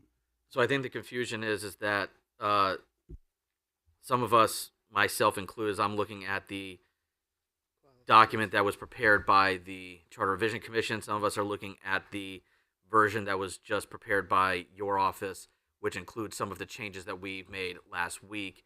And one of the changes we made last week created a 7. So I think that's why we're a little off. So how about if we just get rid of 7 in the motion? We just say we create another subsection that says the qualifications part. And then whether it's 7, 8, it doesn't really matter. Okay, so I'm just going to reread it. Are we titling that section? Are you titling it? Qualifications. You had it standards and qualifications, yeah, but the question is, do you want to reserve the authority to do it for each and every one of them, or do you want to have what exists as 7 here before you, which is for all of them together? Can I ask a quick clarifying question? Sure. So to the point that you guys are making, we're looking at different sections, and I think there's a section already here that says qualifications. Section 1(4), right? And that's supposed to give all the definitions to the point that Attorney Cassini is making, that if you say it once, the first time it carries through. Is that still accurate or no? Or am I off? that making sense? Under qualifications, 'cause I thought what you just read was the city council may by ordinance. We already had this vote? Yeah. Yeah, I didn't think we had that vote yet. No, the notes that I have here are revisit specifics on Monday. Right, but to Councilwoman Tucker's point, she's right. The document that was sent out today says chapter. It's on page 29, chapter 6, section 1A4, qualifications, and it says exactly what we're trying to accomplish now. But the question still is, do you want to have one set of qualifications here, Okay. or do you want to reserve the right via ordinance to set them for each board and commission? That's an answer we didn't get. So I think still have the that floor. it says that in here. It says that the council may by ordinance establish minimum. Oh, I didn't know that you had decided on that. That's why I have. No, okay. So this is the confusion. I think in an effort to streamline this process, that some language was put into this proposal that we did not settle on, and I think now we're just getting a little confused because we're working off of various versions of the document. I agree that I know we talked about it, and I think we settled that we do want qualifications. But to Attorney Cassini's point, I don't think we settled on whether we want to adopt ordinances, a single set of ordinances that are generalized or specific to the boards and commissions. The language here in this proposed version is that we may adopt ordinances on a per board or commission basis. That's my preference, because I think that certain boards and commissions have different, necessitated qualifications, and I don't think that we could really generalize it. So I actually like this language, and I'm okay with this language. But I think the confusion is that we didn't act on that discussion point, but it made its way into the draft, and I think that's why we're getting a little off. So since the work was already sort of done, Madam Clerk, please reread the motion, but take away the section number. So I don't have that version. Don't worry about that. Okay. Read the motion, please. Okay, so to add a subsection blank, that the city council may adopt by ordinance qualifications for members to be appointed to boards and commissions. Okay. And who made that motion? You. Excellent. I made that motion. Smart guy. And Garthwaite seconded seconded it. Okay, it. so that's the motion on the floor. But we don't have it titled. Qualifications. It's titled Yep. qualifications. Okay. So, notwithstanding the fact that there is draft language before us, I am now asking us to vote on whether or not we want to adopt that action. I have a first and a second. Any further discussion? Councilman Donovan. Again, I apologize. So, what's in here now, we're omitting that. We're just getting rid of that, and we're voting on No. this. What's Because there's a lot more writing than what the motion was Can been. we just read the motion and There's see if just a it lot already more serves here. the need? Than the motion. And again, I apologize for being confused, but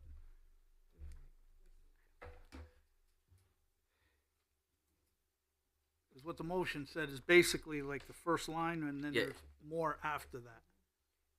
I just don't think- know. I think the way it's written is probably good. I do too. And if we could just agree with what it says. Mr. Chairman? I'll make an amended motion. There you go. I move that we adopt the proposed language. How do you want me to refer to this document? If you can just keep using footnotes, then that carries through no matter what page you're on or what Or version of the section you're document? on. Yeah. Okay. If you like, I can make a copy of it, and in my motion, I can actually Okay. write out the entire. Okay. That's instead of- fine. Instead of trying to write it, Sure, if that just works for makes you. my Yeah, life sure. easier. Okay, I'm going to amend my motion that we approve the draft language contained in footnote 127, qualifications for boards and commissions. Second. I have a second from Councilwoman Tucker. Further discussion? All in favor? Aye. Any opposed? Abstentions? Motion carries.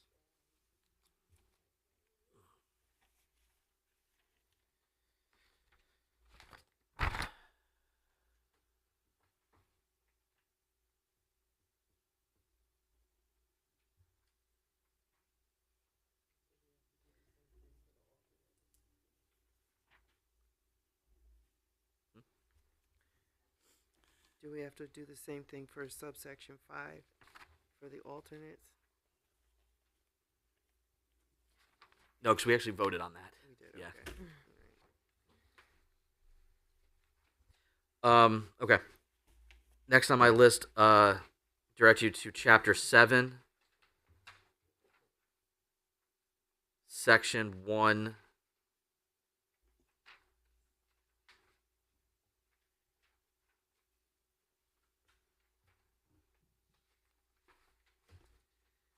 There was 2 points that we tabled. The first is whether or not we need some sort of consistent language throughout this entire chapter regarding the term of service for the department heads, because some say concurrent with the mayor, some say at the pledge of the mayor, some say something else. Whether or not that the way it's drafted is okay, or do we need some kind of consistent language? That was the first piece. And the second piece on subsection C, I questioned what the definition of final action meant, because that seems to be a defined term, and I don't know what that means.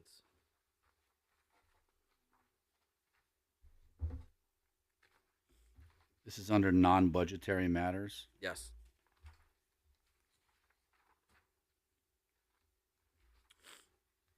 I'll have to bring that up with Steve. I don't know why it's capital F, capital A.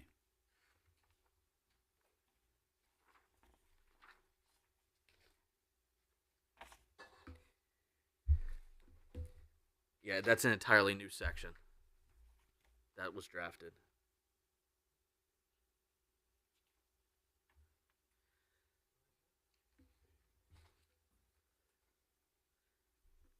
So do we have an Attorney Cassini, do you have a note that we were tabling a discussion on whether or not we need to have consistent language on the term of service for department heads? I don't have it listed as terms of service. I have it listed as term of office. Okay. Or named term of office. But yes, you wanted to reach 2 things. You wanted to reach 2 things. One, are they purposely differentiated, and if so, why? 2, whether or not it's purposeful, should they all be uniform? Councilwoman Tucker? I think, if I can recall correctly, we talked about coterminous, using the term coterminous with the mayor's Yes, term. that's Attorney Mednick's, one of his favorite. Coterminous meaning that you can serve for as long as the mayor who appointed you serves. Right. And are there ever any situations where those department heads just continue on until the next mayor decides?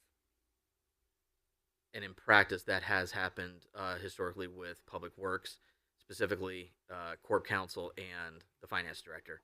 Right. So if you put a term, if you make a term coterminous, then automatically it terminates, obviously. Yes. And that is not necessarily what you want to do, so you don't really want to call it that. Well, no, but you may recall the question, like tonight, came up after we were talking about vacancies. So what happens if the mayoral term terminates, but not because the term simply ended? What if the mayor departs? Does that mean that all the appointees that are serving coterminous also need to be reappointed by the incoming or by the acting? We didn't have an answer for that. Talk about that. But that's what coterminous would be. But we certainly don't want an automatic termination of a department head upon a new mayor coming in, because that mayor may not have somebody in place, and we can't function without a commissioner of public works or a finance director. And I mean, Yeah, there are we have charter requirements for would be a certain problem. positions. Right. So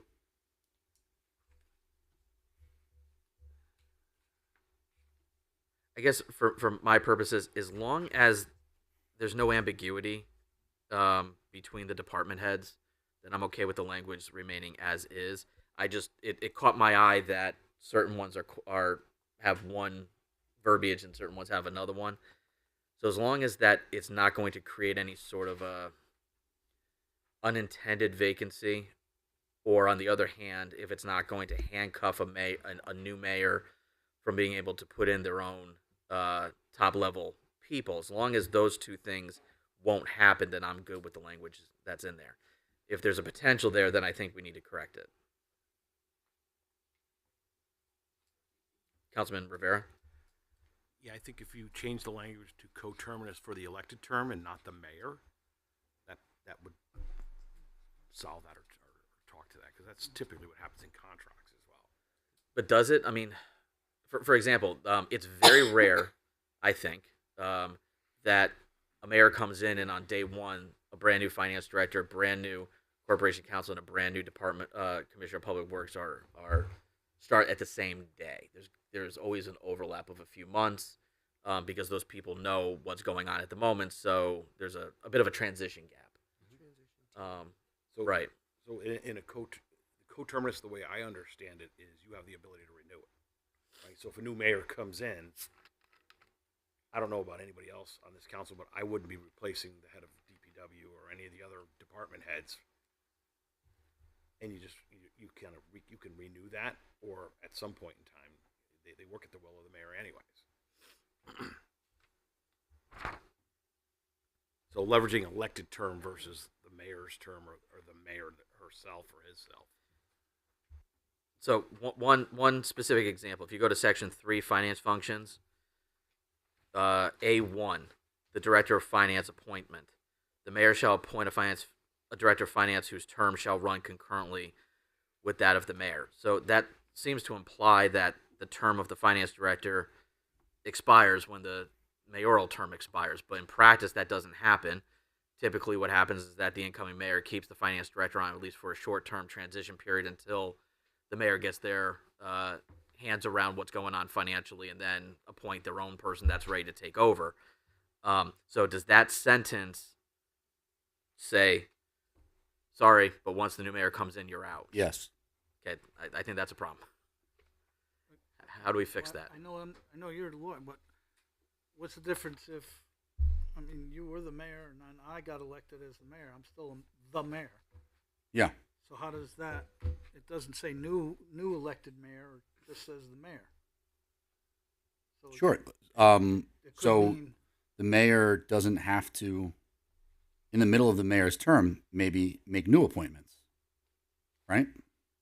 Could. Same mayor, but new appointments. Yeah. It could. So what I'm saying is that you're saying that makes a difference. This statement here would make a difference with. The mayor shall appoint a director of finance, has no discretion, has to do it, whose term shall run concurrently with that of the mayor. Right. So now you were the mayor and you appointed Councilwoman Tagliatelle, or would be the finance director, say. Election comes, I beat you. Now I'm the mayor. I could still have her on even for a short period of time. Sure. Until I find somebody else, right? So does this... Oh, I see what you're saying. Yeah, I don't think that any of this reads to bar you from having transition or anything like that. You could also reappoint. Correct. And that would be a new term, but the same finance director. Right. Yeah.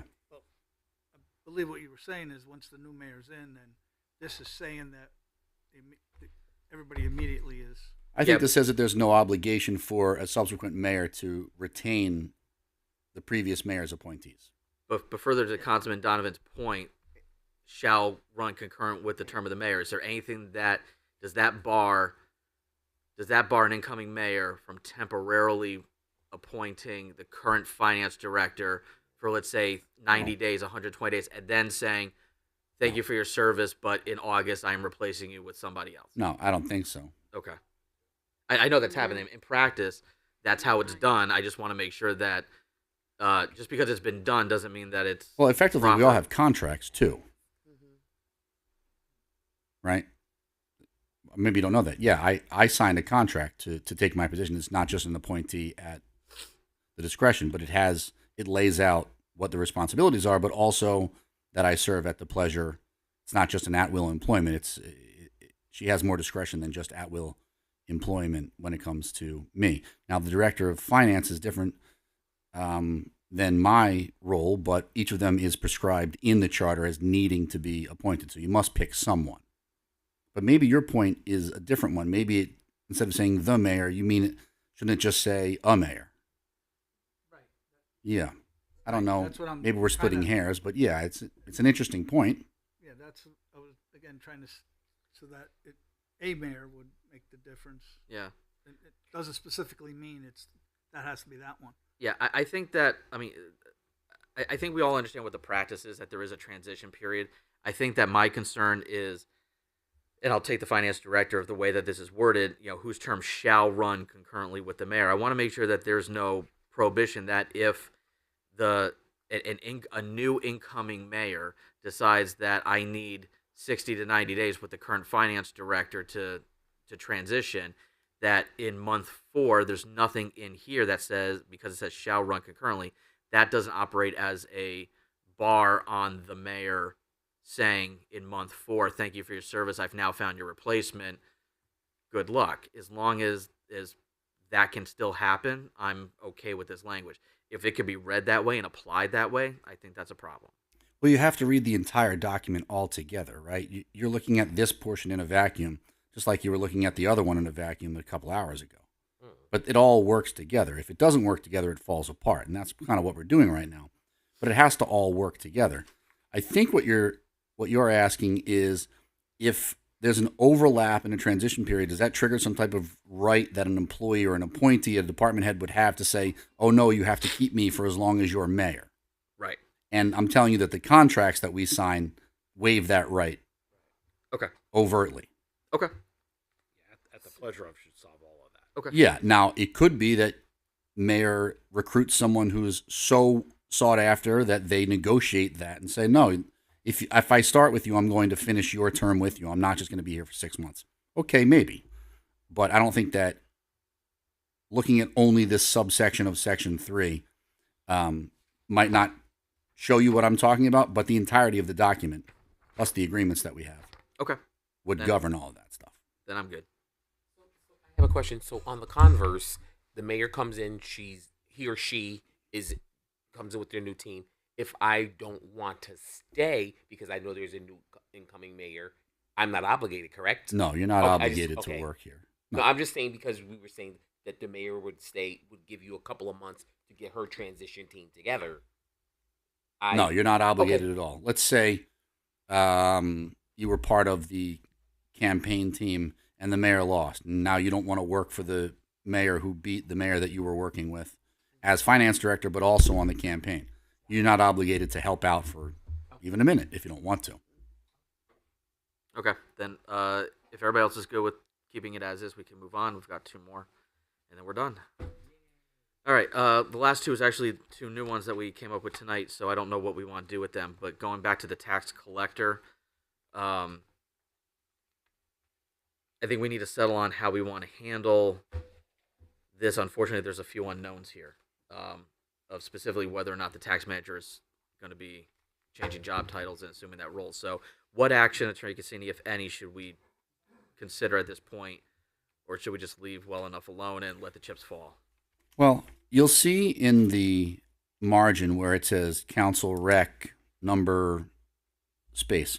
That's Steve writing in there that it's the city council recommendation number blank. We haven't gotten to a number yet, so if there's no number in there, it's not an official recommendation, right? This is not a finished document. It won't be finished to send back until after the public hearing. But I think, and I didn't mean to drag you into this earlier, but I think if we're talking about making sure people understand what they're voting for and getting the word out about this, I think you want to deal with this in a way that makes it apparent what's exactly happening with the tax department, the manager, the collector, the ceremonial versus the appointed. I'm not saying you have to get into explaining everything about how it's a union position, even though it's an appointed position. That doesn't much matter. But I think when you talk about taxes and elections all together, and all of a sudden one of those things is going away or being taken away from people, I think you just want to make it clear to everybody where the function resided, where the actual executive operation of the department resided before. And so I don't know if changing the title is the proper thing. I don't know if going from elected to appointed doesn't matter to people. Maybe they don't care. But I just knowing about taxes and how people feel about taxes, if that's a reason that people can latch onto to say, oh, I didn't even like that they were doing that thing with the tax collector, I didn't understand it, and there was something's going on, I'm not going to vote for that, then this gets dragged down. So is there a way that we can word everything, and maybe it's a footnote narrative, I don't know, that makes it a little bit more apparent? Forget about the process for removal in that section. Just specifically about tax collector, division of tax collection. The tax collector shall be the department head of the division of tax collection. That's now stricken as proposed.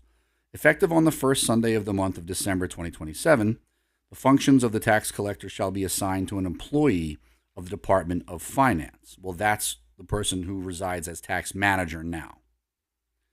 So the functions of tax collector shall be assigned, and that's fine. That's already kind of happening.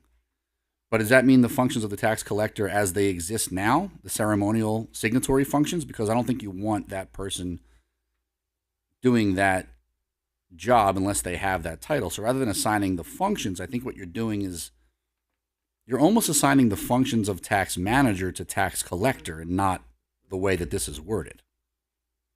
If I'm reading it as an employee who understands how the department works or how City Hall works, it sounds to me like tax collector used to be elected, now it's appointed, but we're going to give the work that the tax collector did to somebody else in finance. But that's not an actual change to the functionality of the government. That's a change to the language in your charter. But I just feel like there's a better way to word it that makes it apparent that it's actually the reverse. It's the functions of the manager that are now being elevated to the title of tax collector. Councilman Beaton? Council, though, wouldn't that be already defined in the job description? It could be, but I don't think the people who are going to vote for this are going to look into the job descriptions. I'm thinking less about her role and more about the people who are going to vote for this. And so let me talk about that really briefly. So I was reached out to by a resident yesterday. I won't say who specifically asked about this provision. And the question was, why are we eliminating an elected position? My response was because that elected position is more or less ceremonial with not a lot of real job function. Therefore, it made more sense to essentially combine it with the role of the tax manager, have one person remove the stipend, and it's a little bit cleaner. And I received some pushback that now we're taking away the say of the people from electing that position. I pushed back a little bit, asking, "Have you ever gone to the polls and voted specifically for that one position?" The answer was no. So I can tell you that this conversation is happening, and this person may be an outlier. I don't know, but there may be more than one person that has this thought that now we are removing a decision from the electorate, which we are on this position. So I think if we're going to do that, we do need to be clear that why we're doing this, what the functions are going to be, who they're going to be assumed by, and for what purpose. If we do that in a footnote, I'm happy with that.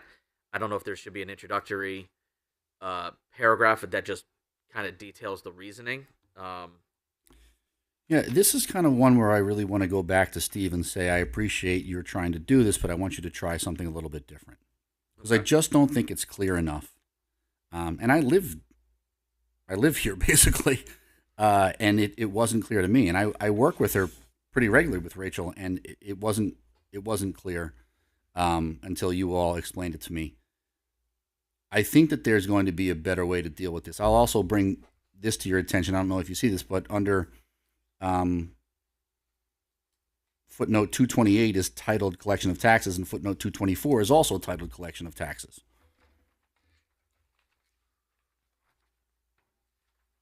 So I don't know if there's an easier or a cleaner way to set all of this up. So why don't we do this? I don't think that we need to do anything tonight in order to get this ready for the public hearing on Wednesday. I think functionally what the CRC wanted to accomplish, and I think we're generally okay with, is done. I think that Attorney Cassini's correct that it's just some cleanup work in the execution of that.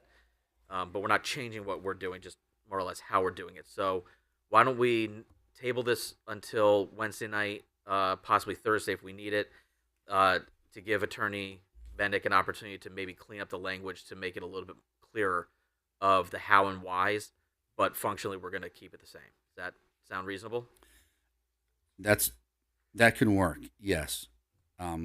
If two of you have heard about this, then it may be that is the one thing that gets brought up at the public hearing.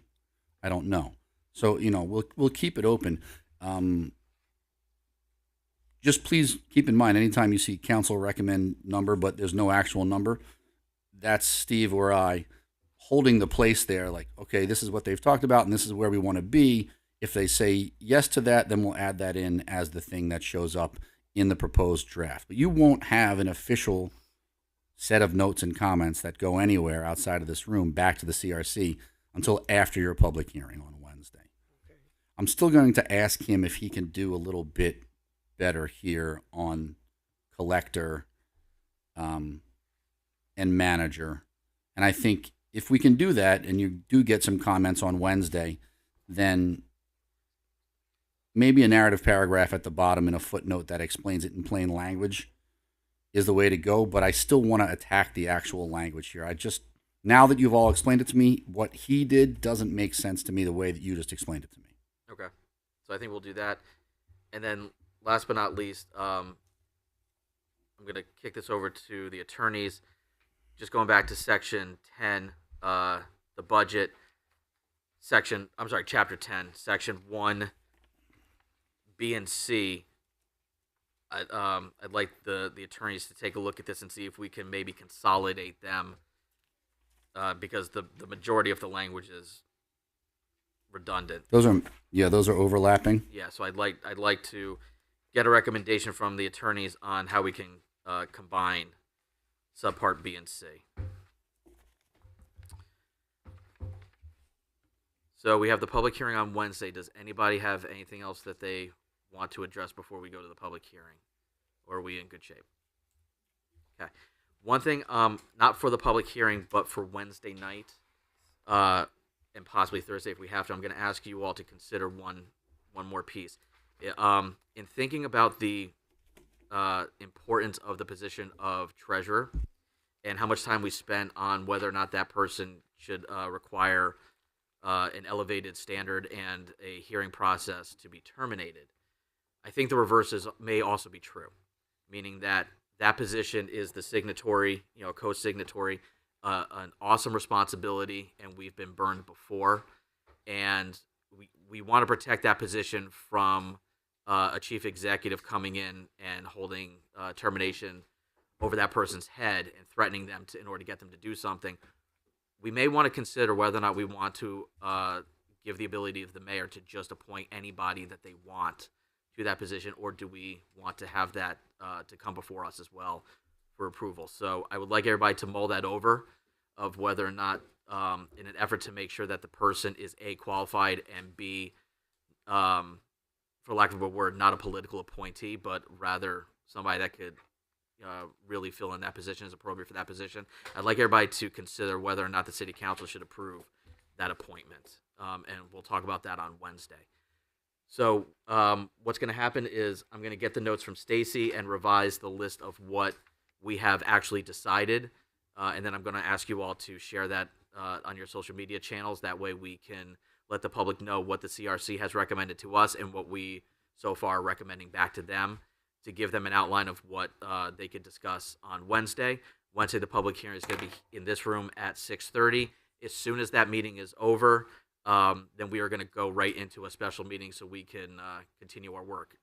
If the public hearing lasts hours, then of course we won't stay here all night. But if it only lasts a short amount of time, then I don't want to waste the night. We still have some work to do. With that, motion to adjourn. We are adjourned at 10:09. Thank you, everybody.